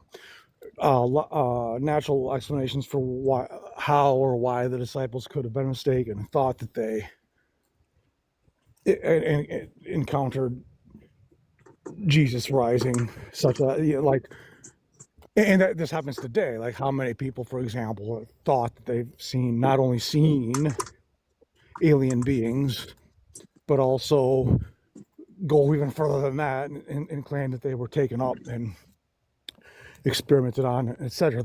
My point is mistakes and being so convinced of something that did not happen, unfortunately, is common with our species. I mean, I'm probably guilty of it too. I'm sure that's what our brains kind of do. So I think there was something more like that with the resurrection, that they thought they saw whatever they saw, but didn't, is more believable for me than, you know, someone actually rising from the dead. And I think that for Christianity to spread and take over the world, not the world, but the Western world, the way that it did, I don't think you need an actual resurrection. I think you just need to believe in the resurrection. But what do I know? I'm just a dude on TikTok. Okay.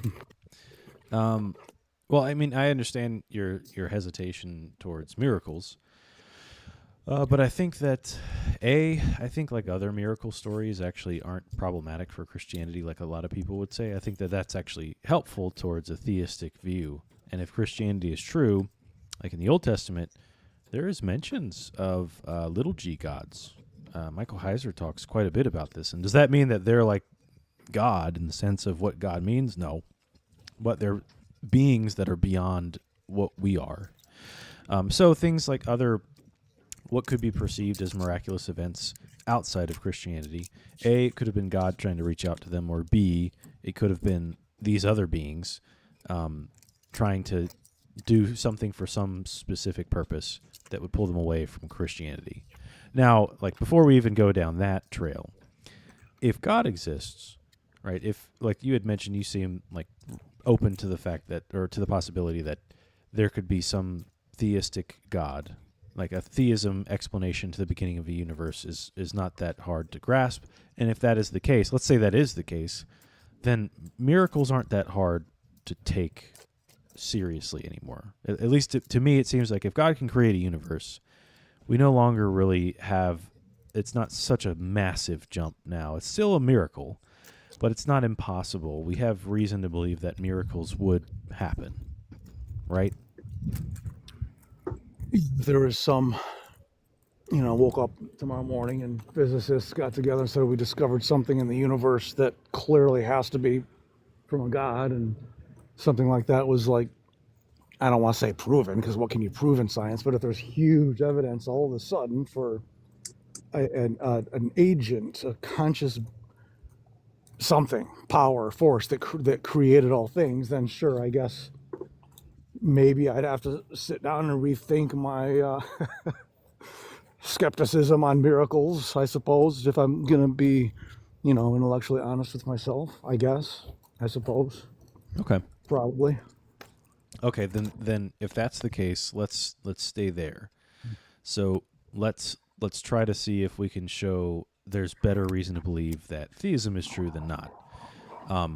Now, I know you may have done plenty of research in this field, but perhaps you haven't heard the argument that I have. I mean, I have several, but this one in particular, which I find to be very compelling.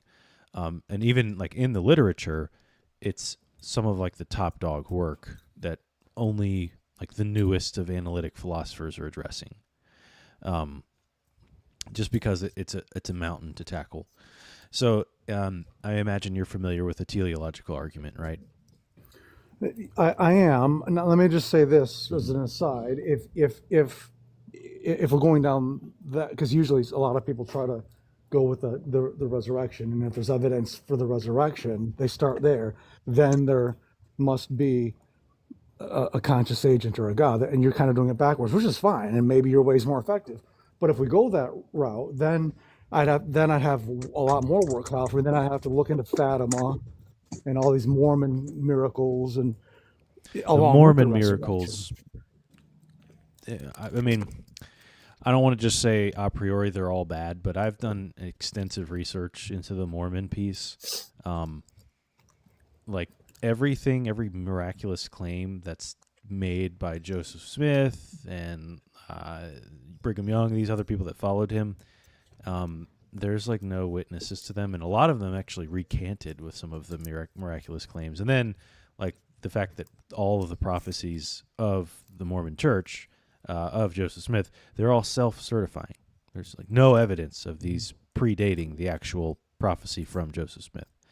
So that from an epistemology perspective, that's super problematic. Well, God revealed the prophecy to me, the guy who the prophecy's about. This is just like Muhammad, right? That's pretty, but Joseph Smith's worse. But before we go to that, right? So the reason I start backwards, in your opinion, I do the classical apologetic approach. I think, to me at least, this is how my mind works.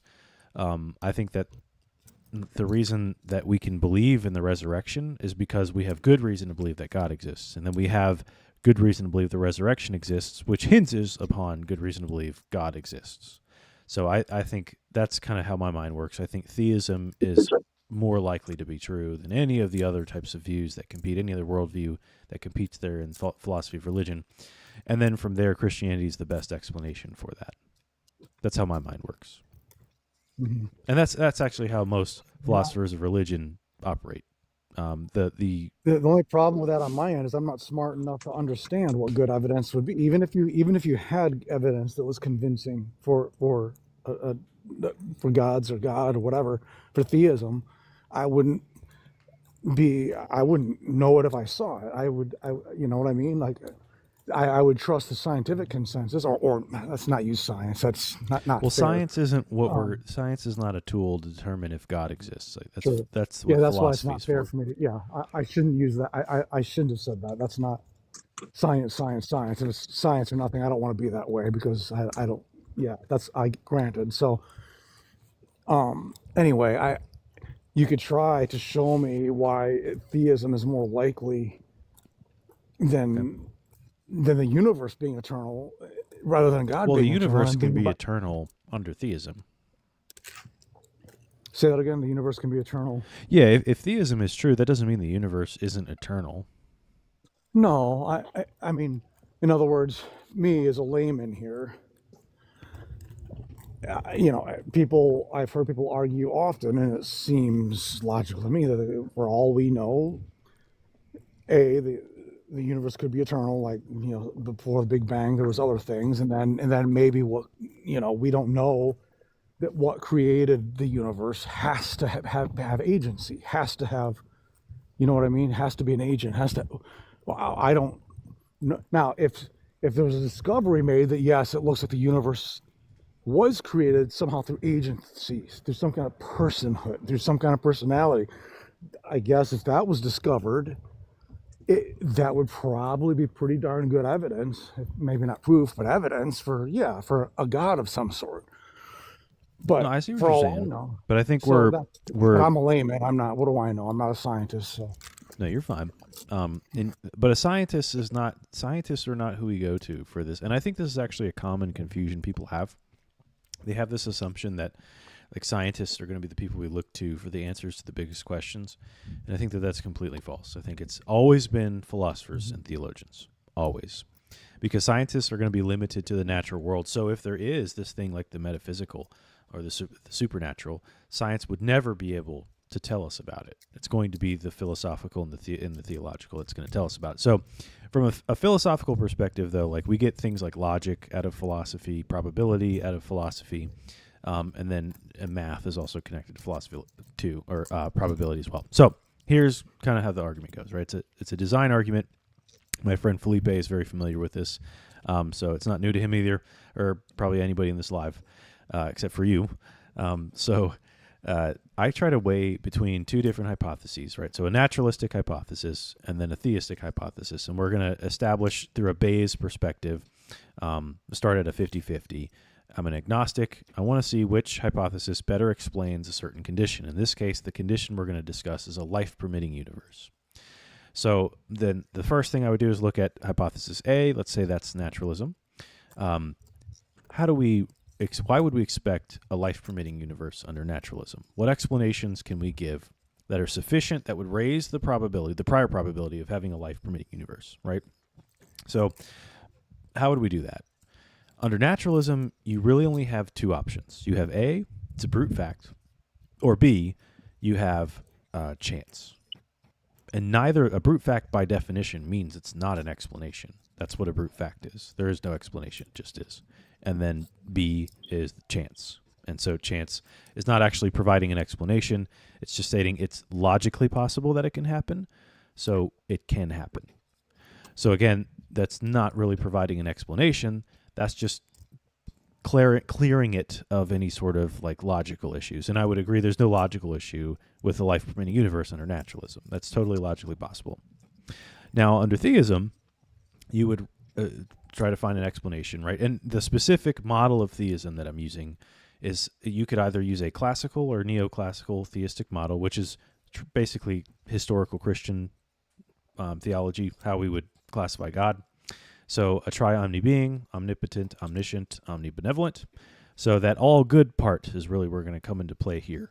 So obviously you would need omniscience and omnipotence. That would be a helpful tool to create a universe. But the question is, why would we expect a universe just because God can do that? Again, this is the same like logical thing with naturalism that helps with the how, but that doesn't help with the why. Like that doesn't mean we would expect that necessarily.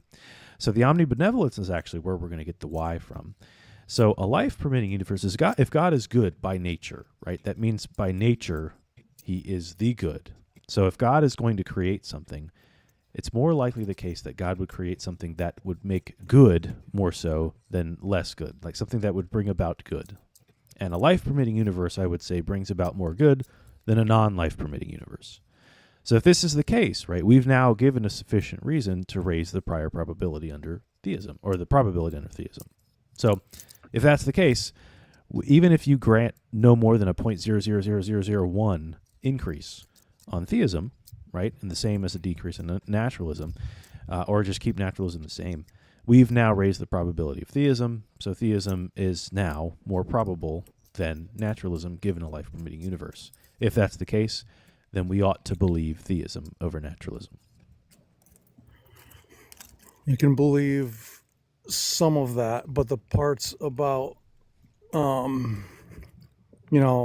Alex O'Connor's big on that theophany stuff and the evil you see in the world, and he would, I don't want to put words in people's mouths who aren't here, but wouldn't he say he'd be pretty hard pressed when the universe is basically uninhabitable for life and violent and unstable, and the fact that Earth and people exist is we couldn't leave this little speck and go into this inhabitable universe, an evil universe, if evil is defined as bad for people. I mean, it's not, the chances that there's a life-permitting universe, I mean, barely. It's basically uninhabitable. I mean, we got this little speck of Earth, but it's the 0.0000 that you'd be going 000 for a billion years would be the percent of the universe that's habitable, like that argument is saying. But to give you not credit, but to be charitable to you, you did say even if the chance is 0.000001% more probable, then we ought to believe in theism. So I don't know. So fine, maybe, sure. Okay. So maybe you're right. I mean, and maybe that argument is right. I mean, I don't quite see the benevolent part of any of it. Well, because that like you could say that it's not. I don't see where the connection of a life-permitting universe comes to benevolence. Like you could try to critique it in that manner, and I would say, well, if we just look at the two options, either there's a life-permitting universe or a non-life-permitting universe. I would say a life-permitting universe is is good. It's going to be on a higher tier of good. It will have more virtue than a non-life permitting universe. Existence itself, I would argue, is good. That is a good. And one thing we have to remember, when we use words like good or evil or whatever the case may be, historically, Christianity and really any religion has never used a utilitarian sense of good like we do today. They've used more of, like, let's take it back to Aristotle. He came up with virtue ethics, right? And he kind of discovered a natural law. Well, he didn't discover that, but he expanded upon natural law ethics. And so when we think of good, like there's higher order goods, lower order goods, those sorts of things, this is not a utilitarian ethic style. And this would be the same that I would say that God is. I think that utilitarianism at best is like close to the atomists from, I think Epicurus was actually an atomist. Basically, like, whatever gives you more pleasure is good. And then whatever gives you more pain is bad. That's a utilitarian view of what's good and bad, right? Ethics. This is not what God thinks. This is not what, like, I would argue either. I think that that's not the best. That's not where we're actually going to discover good. I think it's going to be more based off of virtue and then natural law. But nonetheless, so with that being said, under that view of ethics, good is existing is good. Like, and we recognize disorder and pain. Like, there's this really good example that a philosopher I really like came up with, or gave an example of. He was saying, like, okay, so we talk about suffering, right? There's a suffering in the world. Why does that happen if God is good? Right? Okay, so if we take your eye, for example, you just think you use your eyes, you do whatever, and then one day, let's say, like, there's something that gets caught in your eye, right? And you can't see anymore. Your eye's in all this pain out of your left eye, right? And you just constantly suffer for the next hour or so until you know what, I got to go to the doctor. And you stop doing what you're doing. You go to the doctor, you go to the optometrist, right? And they take this speck of whatever out of your eye. And now the pain's gone, subsided. You can now see out of this eye. But you went through a period of suffering, right? You went through what could be considered evil. But what's happened is now that after you've gotten relief from this pain and suffering, you realize how good that eye is. You realize, wow, my eye, it's so nice to be in this normal state where things are operating normally, where I can see out of this eye. I'm not in pain because my eye is in a natural state. It's in its proper state. Right, and so the point of me saying this is we actually experience a lot of good on a regular basis that we kind of ignore, and we remember the suffering and the pain more likely because it doesn't happen as much. There's actually more good that happens, so we take it for granted. And so when we do suffer, because it happens less, and it's something we don't like, we remember it more often. So even from like a utilitarian perspective, it's not going to be as strong of a case as people may make that out to be. Does that make sense? I think so. I'm not good at philosophy, but I think I'm tracking. But Okay. what if someone gets a sense that the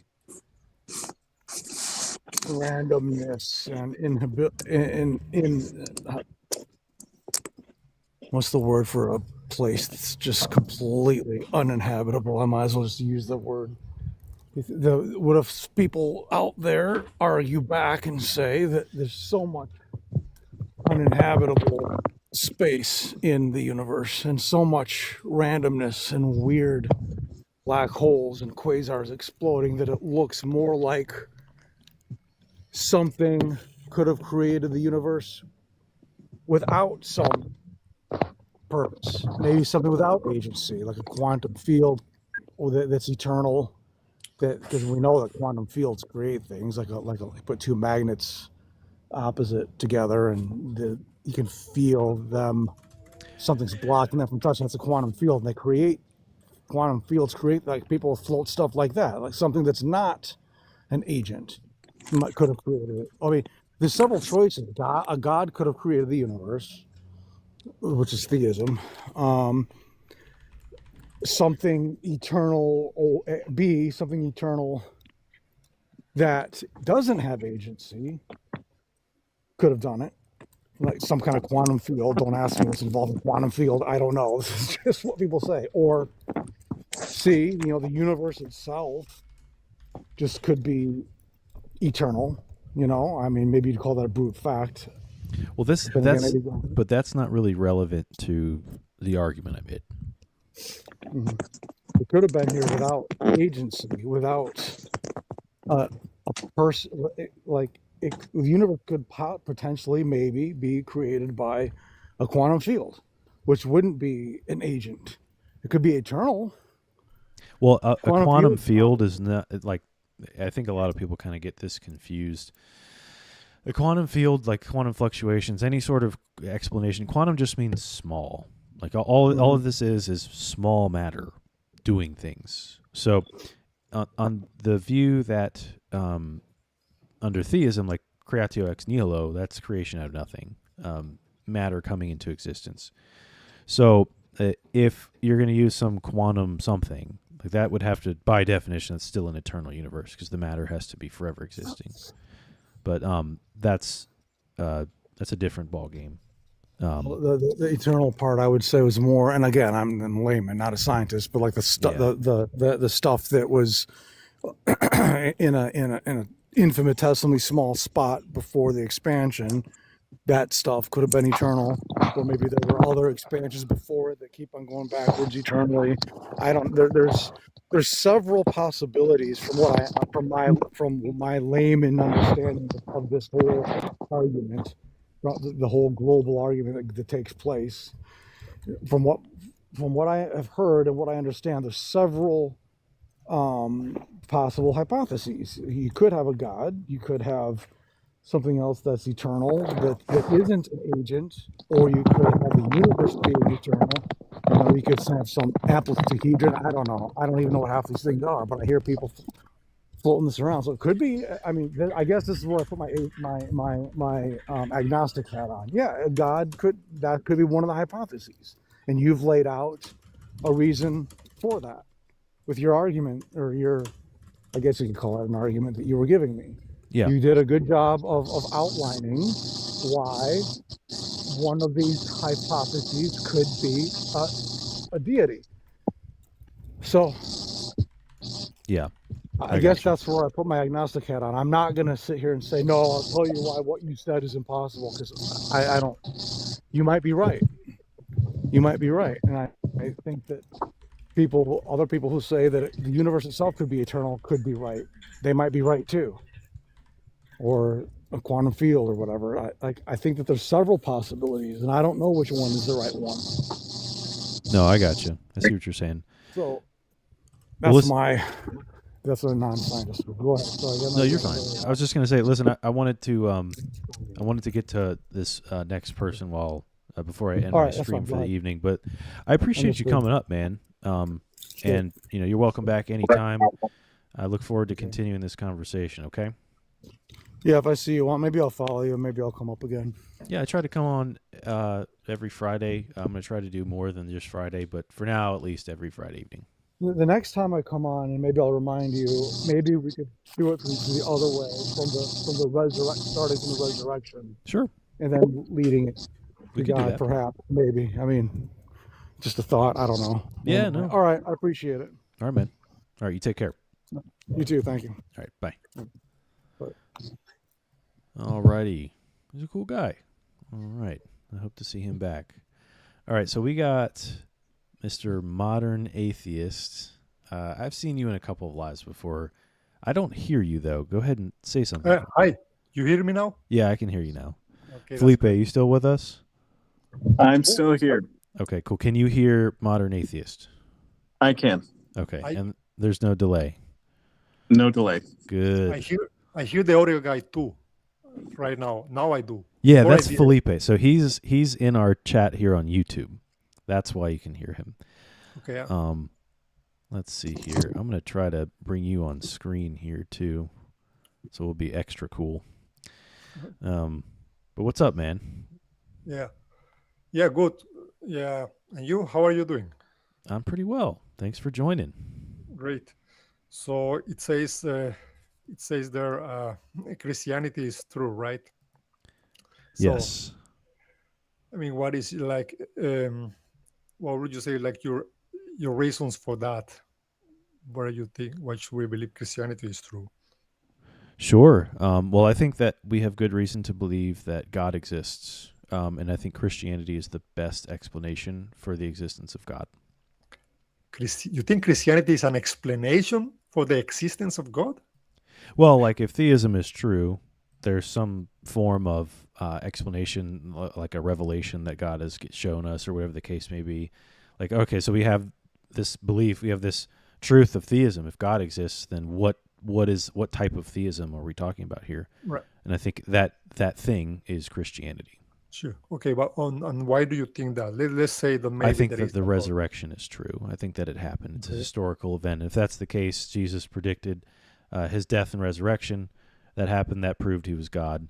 And so his message is true. We have good reason to follow him. And why do you think the resurrection happened? What is historically? Well, I think that the Gospels are pretty historically reliable. And I think that the naturalistic explanations kind of fail with how, like, what happened here at this supposed resurrection event.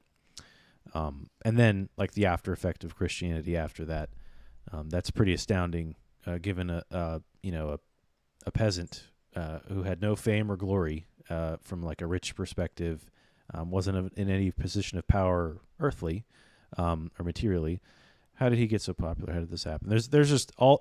If you look at everything combined, like from the same kind of argument I made to the other guy from a design perspective, if you use a Bayesian argument, but from a historical perspective, I think it's more probable that the resurrection happened than it didn't.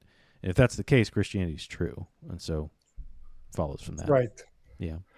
So you say that this guy had no power and no material wealth. I think he would. I think someone like Jesus, if the Gospels are true, he will have a lot of influence. Actually, like it's not like the same as power, but he will have a lot of followers and influence. And if Luke says in some point that there are many women who materially supported the ministry of Jesus, and they supported the disciples. So he had followers supporting him with money or with stuff. So he had at least some influence, right? He wasn't like a complete nobody. Well, yeah, just more so like, for example, if you look at people who are written about in history, you see people like Julius Caesar or other very famous figures that are wealthy, they're powerful, they're written about because of their status, right? Whereas opposed to Joe Schmo here, who's running the cistern or something like that, you know what I mean? Whereas Jesus was a preacher. I mean, we have records of rabbis and preachers from that time, but we don't have as many, nearly as many as we do of Jesus, let alone the movement that he created too.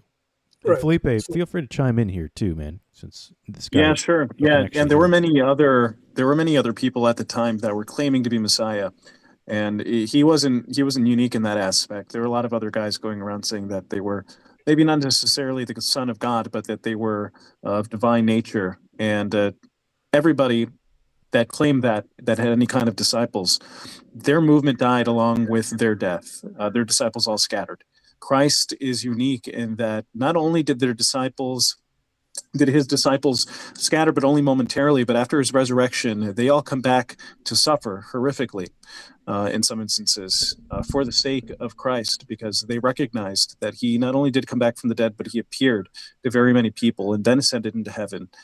I think that is a very strong argument. Sometimes you hear the argument that people won't die for a lie. There are plenty of people that die for a lie, but not insofar as that the individual believes that the lie isn't the truth. Yeah, that's right. You're right about that. Like sometimes people say, like, oh, the Muslim martyrs died for a lie, but the point is that those were not in a position to know if that had been a lie, but the disciples would have, right? That's right. Right. I forgot what you said. Oh yeah, you say about these other movements that die out when they're other messianic movements. Well, The difference is that those Jewish messianic movements were military. Like, for example, how was this guy called? This famous one, this famous Barnabas, this famous Jewish leader that organized a revolt. I forget the name. Man, I forgot. Okay, the point is that these were militaristic messianic claimants. And well, that's why when they get defeated, well, then they realize they lost the the war, right? And so there is no point of on doing anything else. But Jesus, maybe he was different in the sense that he was a pacifist. So his followers didn't interpret like his death in the same way, right? Yes. Yeah, that's right.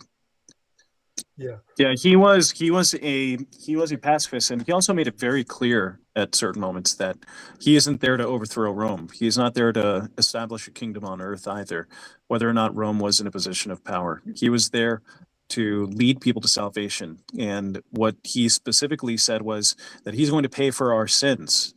He died for the sins of all of humanity.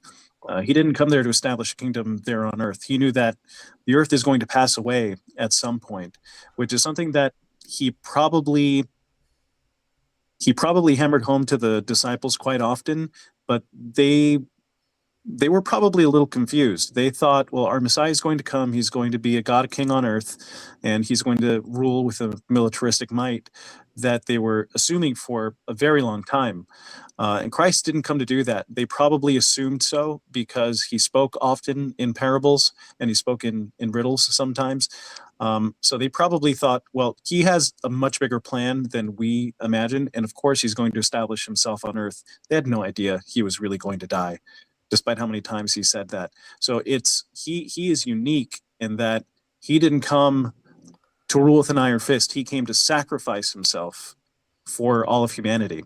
And then when the disciples recognize that, then they die for that belief. I think it's one of the strongest pieces of evidence, if we're going to take the historicity of the Bible seriously, one of the strongest pieces of evidence that Christ is who he says he was.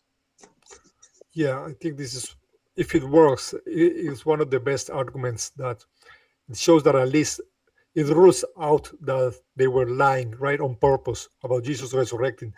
But how do you know, how can we really be sure that they died as a martyrs? How do you know that? Because for what I know, most of these accounts, like the majority of them are just late legends from the Middle Ages. Like we don't know that all of them like died for a lie. No, yeah, that's most of the well, so I don't know if they're late legends from the Middle Ages per se. But I do know that, like, as far as the strongest evidence is going to be Paul's martyrdom, Peter's martyrdom, James's martyrdom, well, both James, and that's the entirety of the list that we have from ancient history. Okay, and Paul doesn't count. I think Paul was not in a position to know if Jesus had resurrected or not, right? When you think about it, you remember Paul. Well, Paul would have been Paul. Well, no, because Paul was an apostle that was a Pharisee beforehand, and Paul is probably going to be the most historically attested to of these figures that change from being a Pharisee to going and becoming a martyr, essentially. So he gave up everything. Now, you could say he never saw Jesus resurrect. Like, he didn't claim to see... Well, he did claim to see Jesus. His road to Damascus, like, a lot of people think that this was just like some illusion or delusion or something like that, but it says he saw Jesus. He claims to have seen Jesus. So if that's the case, whether it was the physical Jesus, some sort of ectoplasmic version of Jesus, some form of something that he knew was Jesus. And he went from being a Pharisee in power, with money and power, and left that to go be an apostle of Christ. So, he died for his belief in the resurrection and in the deity of Christ. So, I would say that his martyrdom is definitely not only evidence for the historicity of Jesus, but also evidence as far as his convictions and his faith. Yeah, no, that's definitely evidence of his convictions, right? And I think there are many signs that Paul is sincere, right? On his writings, he was very dedicated to the church and all of that. I don't think he was lying, right? Right. But he wasn't in a position to know if the disciples were lying, right? That's what I'm getting at. And maybe he had an hallucination, some kind of, like you say, some kind of delusion. Maybe the son, he was so feeling guilty about doing that to his fellow Jews, and something internal like made his brain had some kind of vision, mystical experience. Those things can happen, right? Yeah. That can happen, but that's not. I mean, it's possible that happened, but that's pretty crazy for something like that to happen, and for them to change their lives entirely to the point to where this is leading to them getting beheaded. Yeah, but the skeptic is going to say the resurrection is even crazier, right? When you say, okay, that's pretty crazy. I mean, like, yeah, but okay, for the skeptic or the naturalist, Right. he's going to say a man rising from the dead is like 10 times crazier, right? No, the resurrection is going to be, that's a pretty bold claim. So, like the typical approach I go is I think that we have good reason to believe that God exists, and if God exists, miracles are possible. Now the resurrection isn't so hard to take at face value when you read it, because, well, if God can create a universe, like that's people kind of seem to miss this.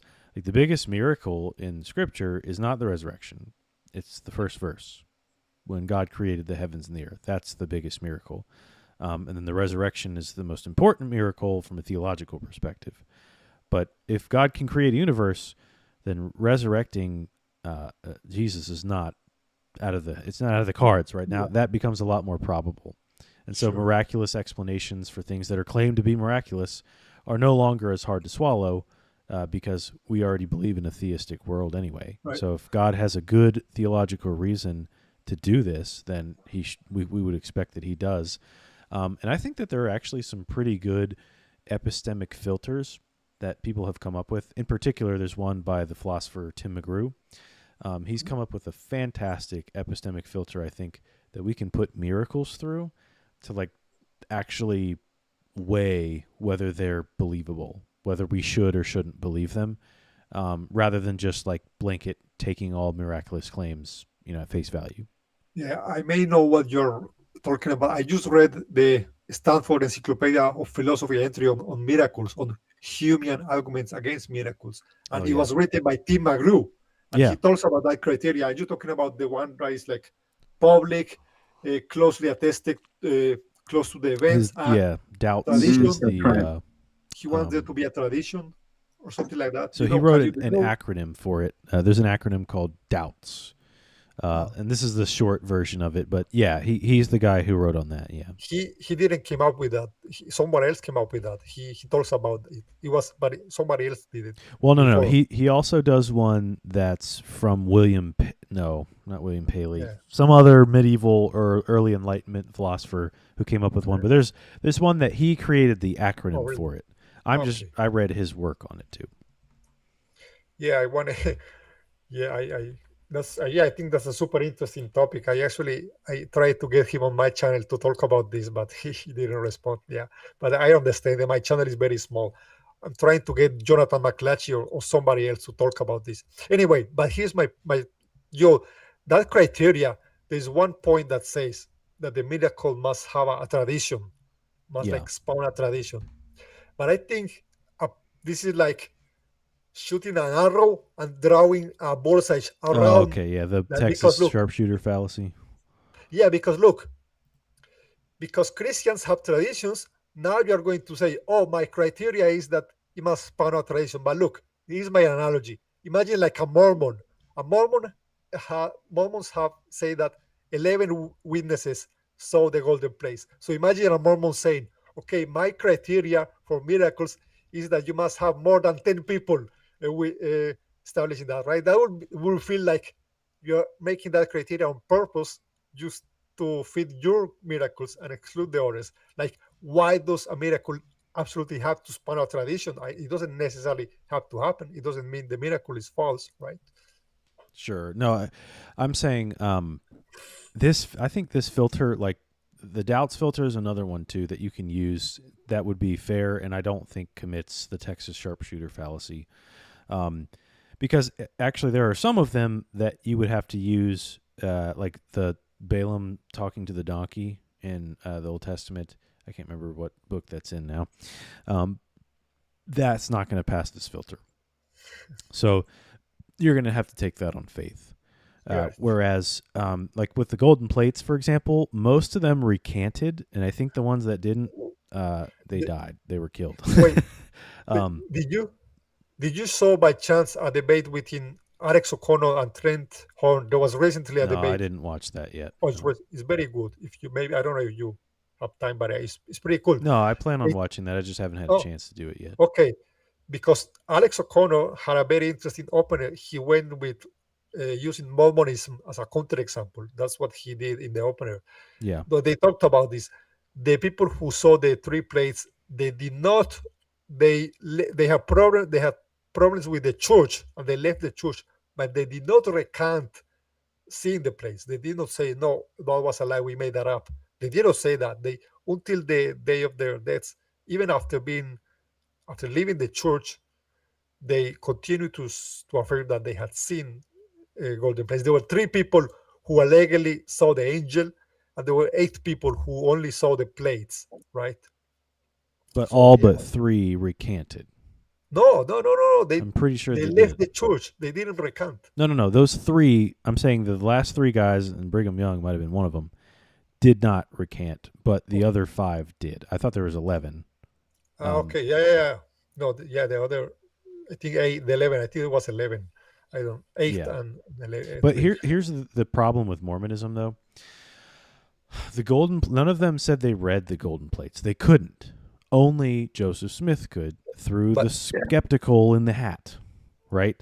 So, like, they can say they saw these golden plates. Maybe they did. They didn't see where he uncovered them from. They didn't see him uncover them. They could have seen these supposed plates. Right. So they don't know what they said on them. We know Joseph Smith lied about the Egyptian papyrus that he bought, that he's claimed supposedly had the story of Abraham. They wrote a whole book about Abraham as a complete fabrication.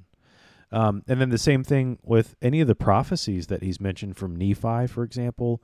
Nephi 13 something says that the Bible is going to be corrupted, right? Which is very convenient for somebody who wants to change the narrative of Scripture. Well, you just say it was corrupted.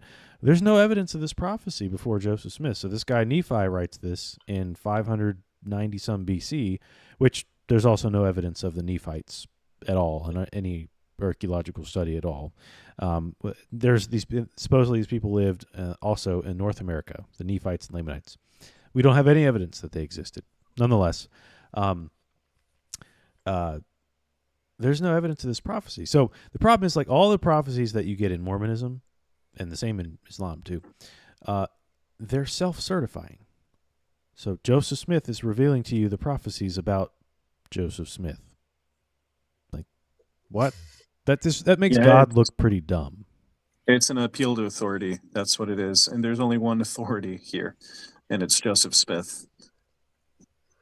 Yeah.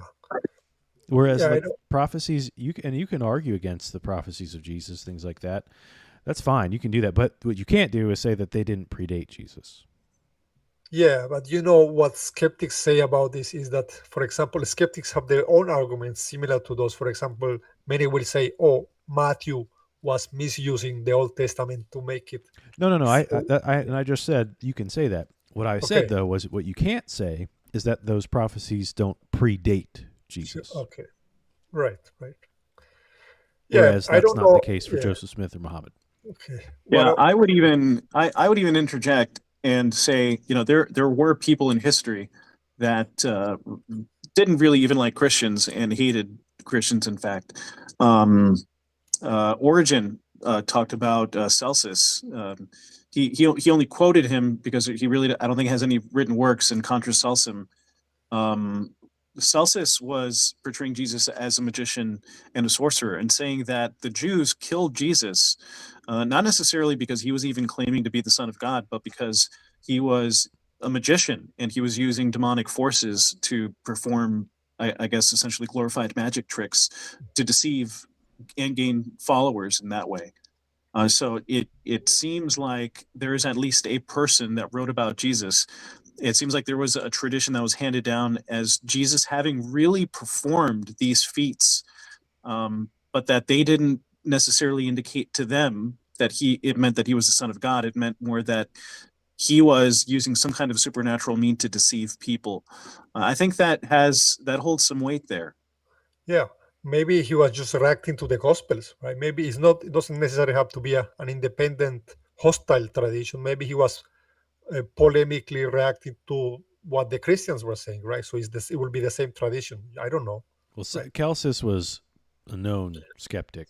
Yeah. He was one of the big skeptics of that time. Someone like Faustus was also a big skeptic. There's a list of skeptics during the early church period. Celsus is one of them.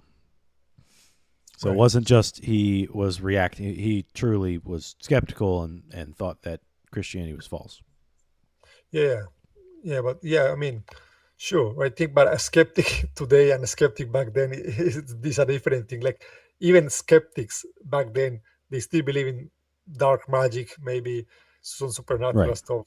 Well, there were not really Christians were actually considered atheists back then. Really? Yeah, the Romans called Christians atheists because they only believed in one God. You guys are atheists. Okay. I think they could say, no, actually, we believe in three gods, right? We have a trinity. If you ask a Muslim, that's what they would say. Well, Muslims would say, but yeah, I see what you're saying. Yeah. Yeah. Okay.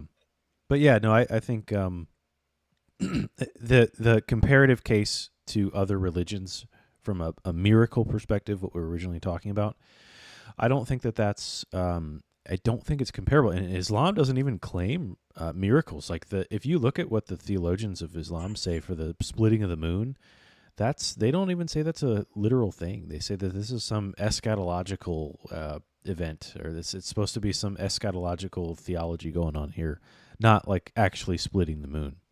Really? That it's hadiths and other things later after Muhammad that you'll see miracles in.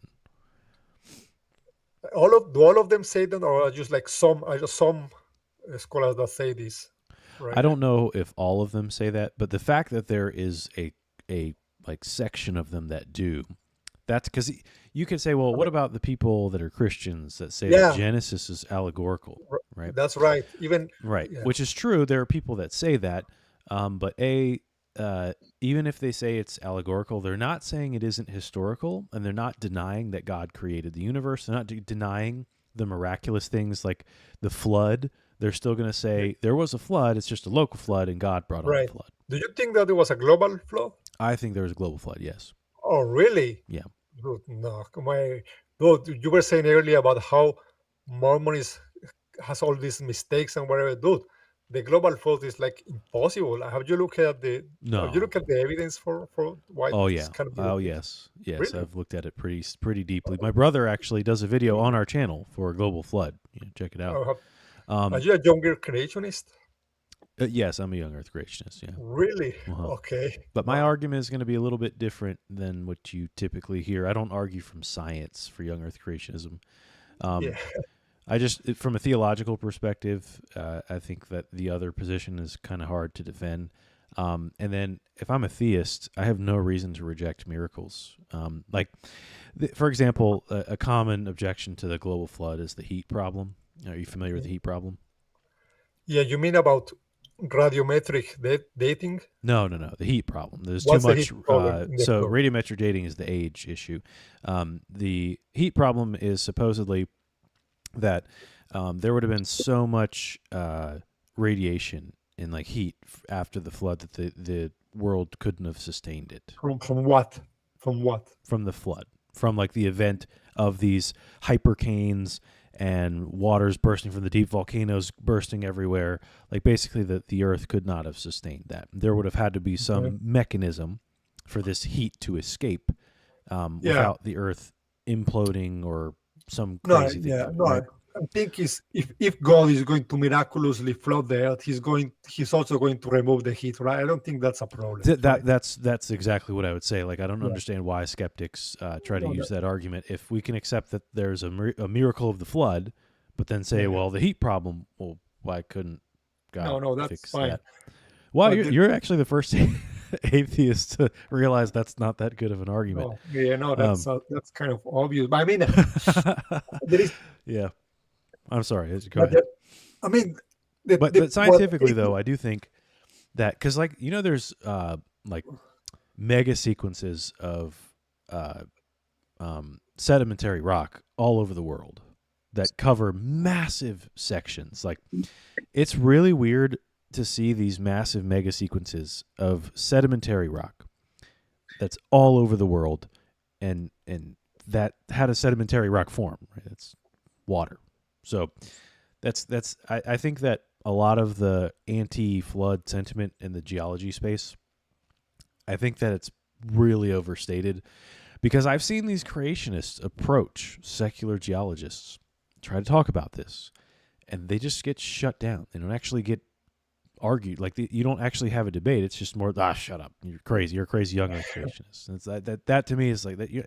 How can I see the case? I'm going to be really honest with you. You may be surprised. This is the first time I'm hearing about a heat problem that's generative from the flood. I would not think. I would think that there would be a sudden release. I'm not sure exactly from where, right? A sudden release of water, not only from the sky, but from the deep, according to the Bible. So I don't, in my mind, I wouldn't see where there would be large magmatic activity. So I wouldn't immediately go to thinking that there's just a large release of magma pools. The only thing that I would even think of is that there would be like a massive plate tectonic issue, and it would generate a lot of heat from a lot of pressure, a lot of friction. That's going to be another thing too.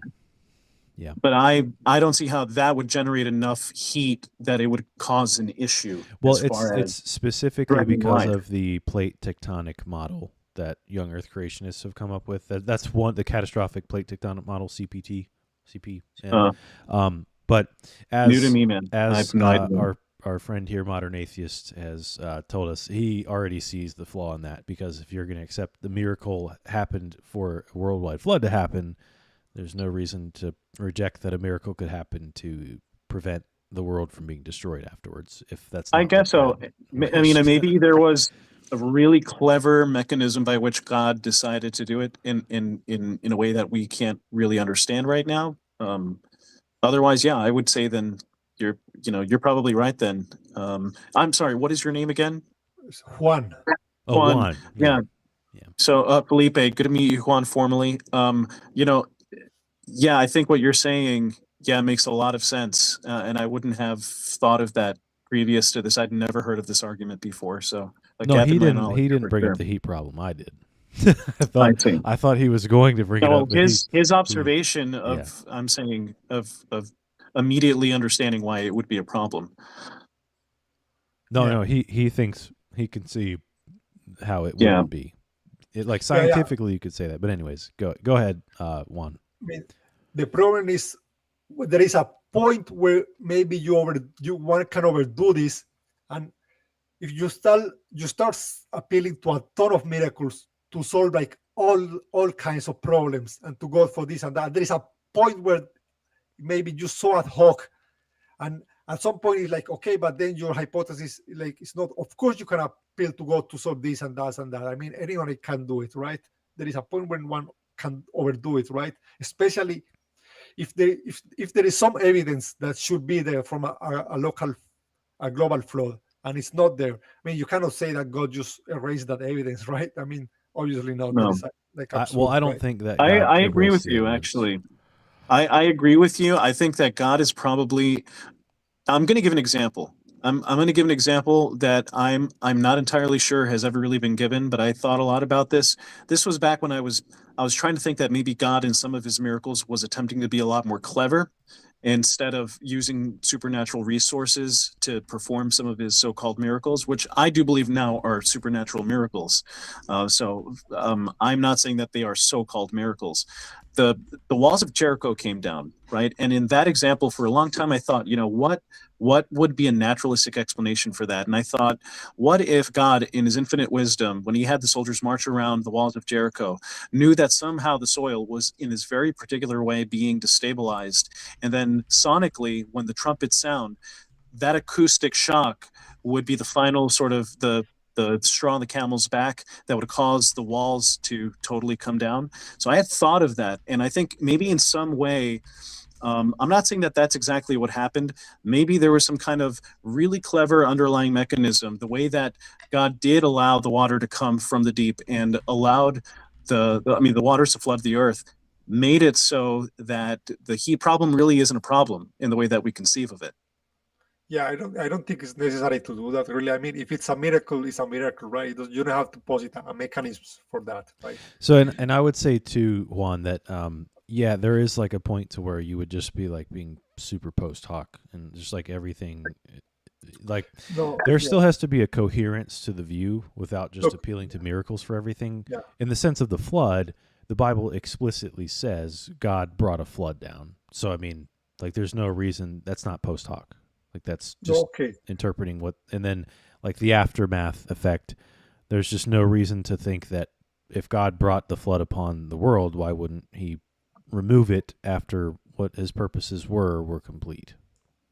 So yeah, I'm not the best at debating the flood and creationism, and for that I will refer you to, there is this guy called Grayson Hawk.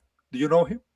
Yeah, but he again is going to be arguing from a science perspective, but my argument is Yeah, not from a science perspective. but I yeah, don't go, well, this problem with radiometric dating and this, I've been down that rabbit hole for years. But what I right. realized was that's not where the actual disagreement is. The disagreement is with the actual philosophical worldview. Okay. If theism is true, we we have like a lot of the presuppositions that we'll use in modern science today, they're naturalistic. We don't need to use those presuppositions if that's the case. So that's my definite. So essentially, like somebody will say, all right, why does the world appear to be this old? Right? Somebody can say that. And I would say, well, it doesn't appear to be that old. It only would appear to be that old if naturalism is true. So if theism is true, God could have created the world, 10,000 years ago, whatever the case may be, in its current state, because that's the state it needed to be in order for humans to flourish and thrive, right? So if that's the case, then again, it's just you have a philosophical, an axiomatic mismatch from the beginning, actually. So that's where the problem actually lies. Okay, but how do you solve, for example, radiometric dating? Because I don't think it's the same necessary thing. for the isotopes in the rocks to lead to 4,000 billion years for humans to flourish and thrive, right? That wasn't necessary to happen, right? That's just something that was discovered. And I was getting at this ad hoc thing. I had one good example in my mind. I used to read about these things a long time ago, like 20 years ago. I love to read this talk origin pace and creationism and creation Wicca and all of this. And look, what I read one time, I read a creationist saying that during the flood, this catastrophe, it accelerated the radiometric process of radiometric decay, which is something like that is like fundamental to the atom. And what I think to myself is, okay, but there's zero reason for this to happen, right? It's only an ad hoc thing that you're positing. Radiometric dating is not fundamental to an atom. No. We have to assume what the parent-daughter element ratio was and what we're dating prior. Like we have no way to prove that. It's entirely assumed from the get-go. So for example, when you're, all right, so I'll give you an example. Like if we're doing a potassium argon dating, right? We're testing basalt, which is where you're going to test this volcanic rock.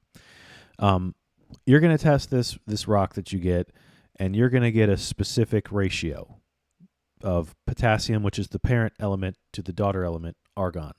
And the way they measure radiometric dating is they're going to see there's this much argon in here, and so we know it takes this long, X amount of time for potassium to become argon through this. I forget what the exact process is called, but that's why they call it parent-daughter. It eventually forms into this other Decay. element. Yeah. But we don't know the actual starting ratio.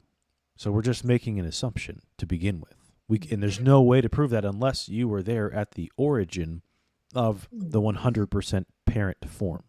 And so what they say, that's where they get this. And actually, radiometric dating is not really like the main way how we first started to say the Earth was 4.6 billion years old. No, it was actually the fossil layers, so or the strata. No, that cannot possibly tell you how many years it has. Fossils, they cannot possibly tell you how many years the Earth is. What do you mean? The fossils, you No, the cannot strata, the know. geological strata. So Jen. a strata. Oh, okay. I thought you meant the The fossils. decay rate, Huck, thank Yeah, you for your help. Decay rate is what I was looking for the decay from potassium to argon. Anyways, Yes. but I was saying the original method, like when Charles Lyell came up with his geological work, he's the guy who really like get this off the ground. That was entirely based off of strata, and so they thought that it takes this long for these layers to develop, several million years, and so they add all those together, and then boom, that's how you get this long. But the problem is we've observed in real time strata being formed, and then you have other problems like there something like a mountain fold where you see layers of rock go like this, right? You have multiple layers of rock going like that. If you look up mountain folds on your phone, this is actually a huge problem for the conventional paradigm because that means that strata defied gravity. And for millions of years, somehow there was like sediment that was going up and staying up, and for layers and layers for millions of years. That's really weird. Like gravity does not allow that, nor does hard rock bend. So you would have had to form. And so whereas if some sort of catastrophic model is true, for rock bend in particular, and these types of things, which you see in all mountain formations, and you also see it in places like the Grand Canyon, if it's all wet at the same time and just different sedimentary layers, then they can form together in a folded shape, and there's no problem. So I'm just saying it's not as cut and dry as people make it out to be, as people believe. And it's really just because if you don't follow the conventional paradigm, you don't get a voice in the field. Yeah, I mean, if you think the Earth is 6,000 years old, you're like really, really fringe in the field. Like even most Christians will say no. No, I understand.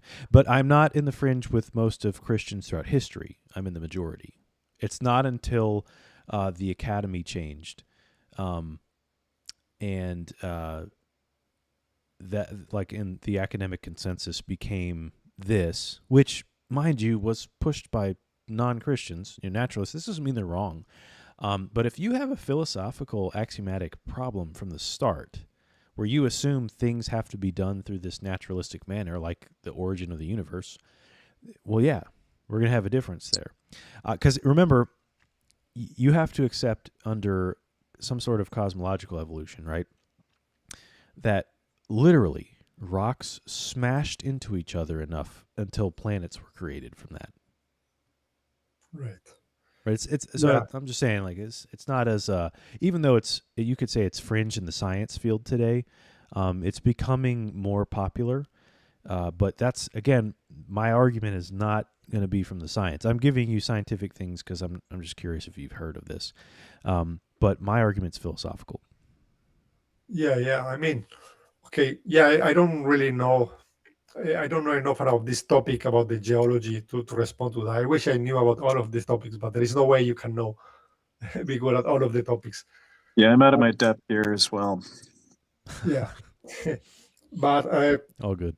Listen, I don't think that scientists just arbitrarily assume some ratio like for no reason. No, they have a mechanism. That cannot possibly be the case, right? Yeah, they have a mechanism. Yeah, I think you have different samples, then like mathematically you can make it so that it goes away, for example, something like, I don't know, I would have to look it up, but I'm pretty sure that there is, or you can know what happens if you know how fresh rock is for, that is like always like only the, maybe for example, it's only the father, for example. I don't know. Like I don't know how they do this. But look, let me give you I was just reading a news article a while ago, and they found in Germany, where I live, they found a coin in a excavation site, Yeah. and it was they dated they use radiometric dating to date the whatever the coin or what the surrounding material of the coin, and Yeah, it they use turns out that carbon 14 dating. Yeah. the date where the historical date where these coins were made, it was a perfect match. It was one news precisely saying like, look how good this match is, right? So you wouldn't get this kind of, and there are many things with known dates that have been dated with radiometric dating, and you realize that it works, right? And I know Yeah. I don't know what you're going to say here. You're going to say that's because they calibrate the methods based on other things we know the age. I don't know if that's you're going to be responsible. What do you think about this? I don't think that carbon dating is entirely unreliable. I think if it's within the scope to where we can look at other things, other bits of evidence to show it fits within the time frame, that's fair. There are times when it's accurate. It's just there's also times when it's not. So you'll like I don't discount carbon dating entirely. I just when we start to get that are beyond things that we can use other sorts of evidence to combine with it from an age perspective, that's when we start getting troublesome. Because at the same time, we've also measured things through either carbon dating, or like the method I mentioned earlier, radiometric dating, potassium argon dating, which is different than carbon dating. That's another thing too with carbon dating. We found carbon inside of carbon-14 inside of dinosaur bones, and we found it inside of diamonds, which are supposed to be way older than the half-life of carbon-14, which is like at best 50,000 years. But we find it in there. And then with the potassium argon, for example, that's done through basalt, volcanic rock. I've seen data that shows there was when Mount St. Helens exploded back in the 80s, they tested that basalt. And the basalt, supposedly, like when it goes from lava and forms into basalt, that's when the decay starts. But when certain geologists tested it, what they came back with was several different results. Some of them being in the millions of years old range. But we saw this erupt in the 80s. Yeah. So that can't be correct. So that's what I'm saying. Like there, it's not as cut and dry as it's made out to be. But even if I were to grant radiometric dating, again, that's why I don't rely on the science. I rely on the philosophical argument. This would be compatible with my view. Okay. I thought your view was that Genesis is literal. Yes. My view, though, is that the naturalist has an axiomatic mismatch. So what I'm saying is that there's a value, there's a worldview at the front. You're taking a presupposition that naturalism is true. Like when we date anything, like we're dating things by counting backwards as if the origin happened at its focal point, right? So let's say like with the universe, imagine like a balloon being blown up, right? And a really wide balloon. And the universe is actually, it's expanding. So it's going like this. But if we were to retract and go backwards to measure the age of the universe, which is how they kind of measure the age of the universe, measuring distant starlight and CMBR. Nonetheless, without getting into all that, you measure going this way, right? And when you get to the point, the starting point, where you first blow up the balloon, or in this case, the singularity, that is where you can't go back any farther. And so you're measuring the time from here to here.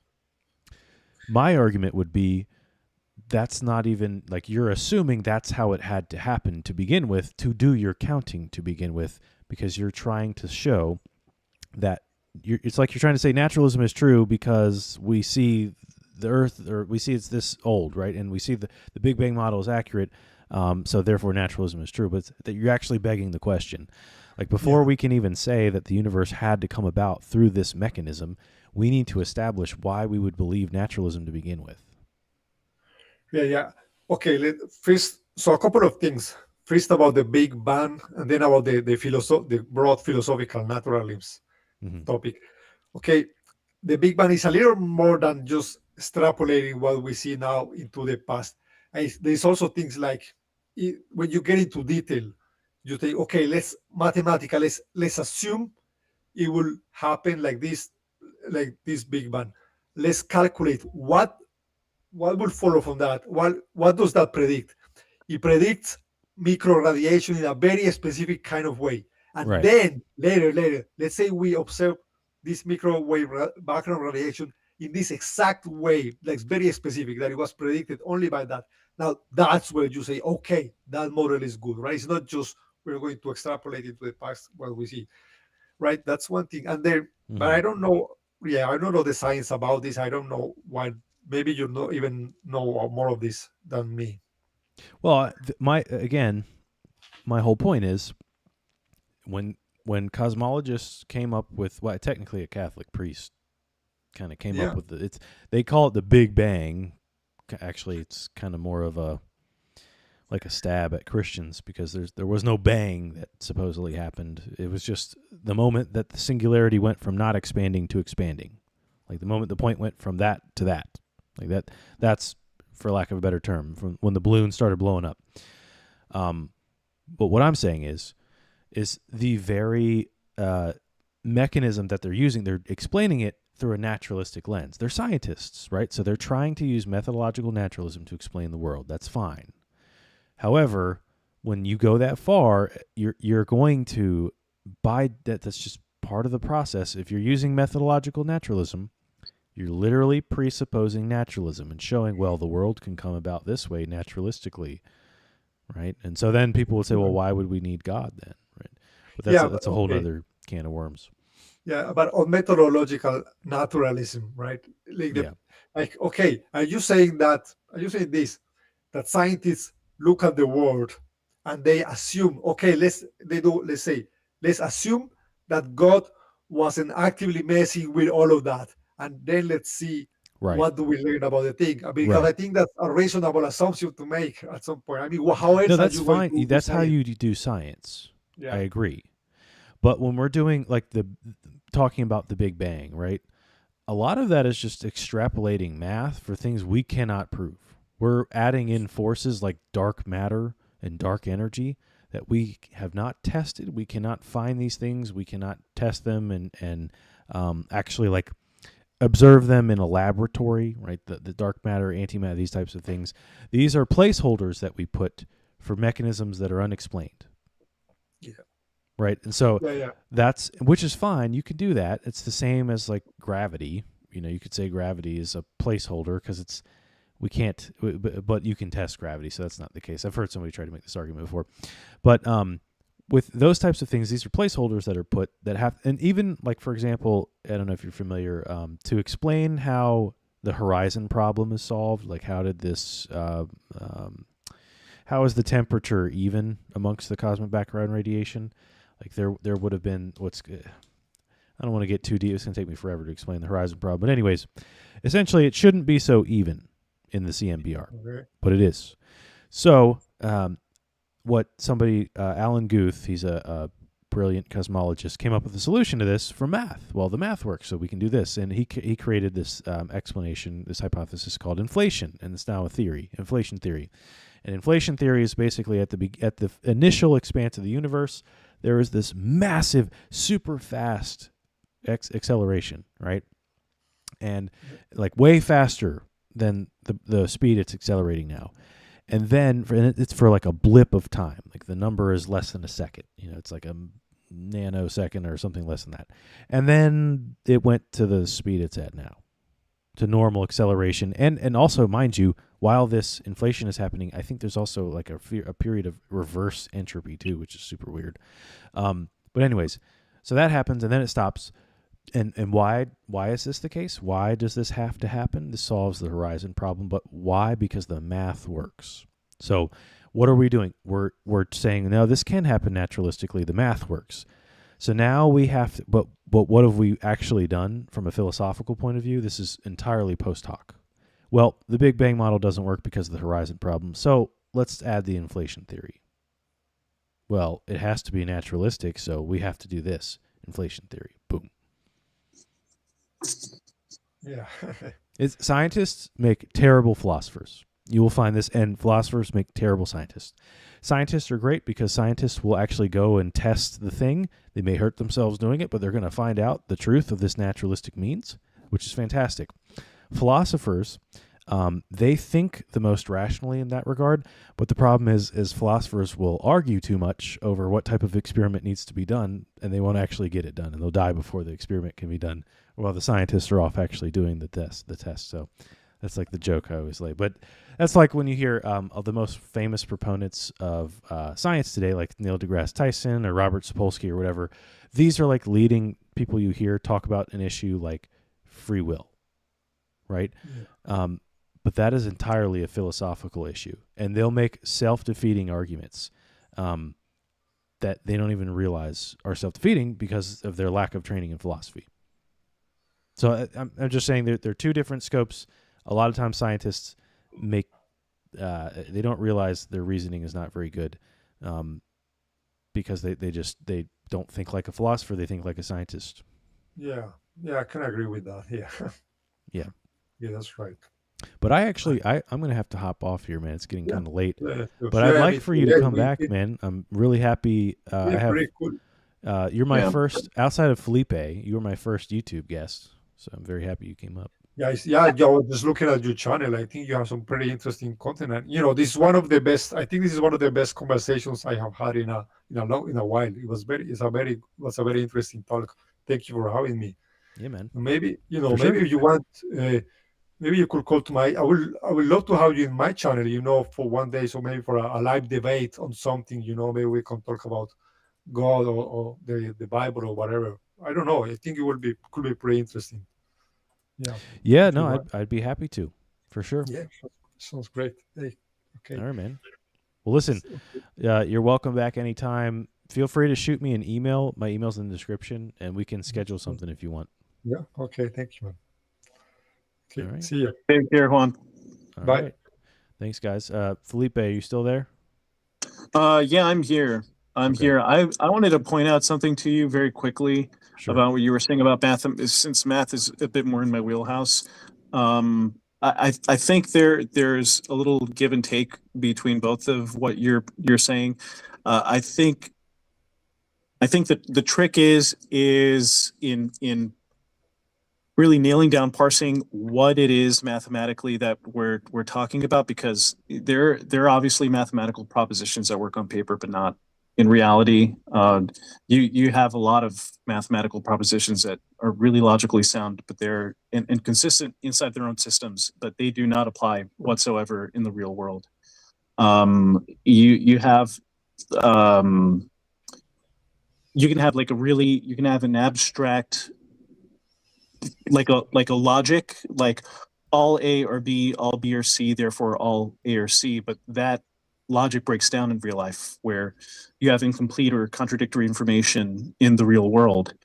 So that wouldn't work. But from a purely logical mathematical perspective, that does work. And then there are other instances where, for example, you have titration or hyper operations, where there is no measurable scale in nature for that thing. Like, for example, a titration is a repeated exponentiation. Higher hyperoperations, they're defined in mathematics, but they're not useful at all for modeling real world processes. Like, for example, how many atoms there are in the universe. You're going to find that in repeated exponentiation. There are numbers that just blow up to a point where there's not necessarily a number that can be represented in reality for that number that's represented in the abstract. And so in the same way that you're saying that there are people like mathematicians, and maybe the guys in physics aren't the best philosophers, the point that I'm trying to make here is in the abstract, there are mathematical principles that are coherent. It's just not necessarily that they apply to real life. But what if there is an abstract beyond this life? For example, there is there's a really famous problem. It's called the sphere packing problem, and the sphere packing problem is a problem that has sort of gotten an answer, but But there's I forget the name of the lady. She's a mathematician. She just very recently, I think within the last, I don't want to say like what the time frame is, but very, very recently, she realized that the sphere packing problem can be solved in 8 dimensions in a way that has never been solved before. So it depends on what we're talking about here. When we're talking about whether or not something that a mathematician does is merely fudging of the numbers, it's just sort of an accountant trick, or if it's something where it's not necessarily that the guy or that principle or that idea itself isn't applicable, but what if it is applicable in this very niche circumstance?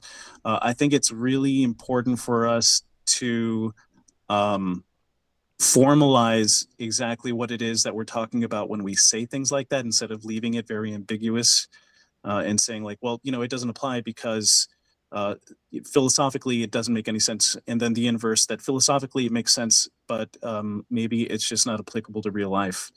I think it's really, we have to be really careful about the way that we treat certain things, because you could say the numbers are fudged, for example, in that there are 11 dimensions or 15 dimensions, right, based on the mathematics. We're interpreting things like what Sean Carroll says maybe is an infinite series of worlds based on math that, but who knows? Who knows if there is in fact a way that God has created such a universe. Now, I don't really believe that. I think that those numbers are indicating something else, and Sean Carroll is not exactly right about that. Not to say that I know better than a PhD like Sean Carroll. What I'm really saying, though, is that next time you have an idea, right, like what you were just talking about, and saying that a physics or a mathematician person is using to dispel what Christians have to say about something like the age of the earth or the age of the universe, we can't exactly, I don't think we can exactly say for certain that what they're saying is untrue. I think there's a lot of I don't know, contextual underpinning to this sort of thing. I see what you're saying. Again, my argument is not from science. It's a philosophical argument. It just boils down to, if theism is true, we're not limited to this scope of origin. So if that's the case, then why would we limit ourselves when theologically it's way, like, you're just twisting and turning a lot harder to, like, for example, to take the allegorical approach to Genesis, like, or like the mythohistory approach that William Lane Craig does. You're doing a lot more work and a lot, to me, more post hoc rationalization than the person who takes the more historical approach. That's like, oh, well, maybe Adam and Eve are historical people. And then then you have to accept incest or something like that, which you might have to do.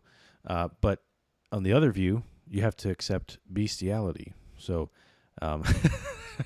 humans with... I don't think, I think that is, I'm not sure that that's exactly, yeah, I think that's a slippery slope argument. I don't think that one necessarily follows the other. That if incest is a thing, now here is where it becomes incredibly controversial. What I'm saying is that it depends. Like, some people could say that God created people after Adam and Eve, after they had kids, and those were the people that Cain. Yeah. But Cain had a wife, right? It continued to have kids. Yeah, that's right. So the question is, where did she come from? Where are those kids? So on and so forth. So you're pretty much going to have to, like, fall into that.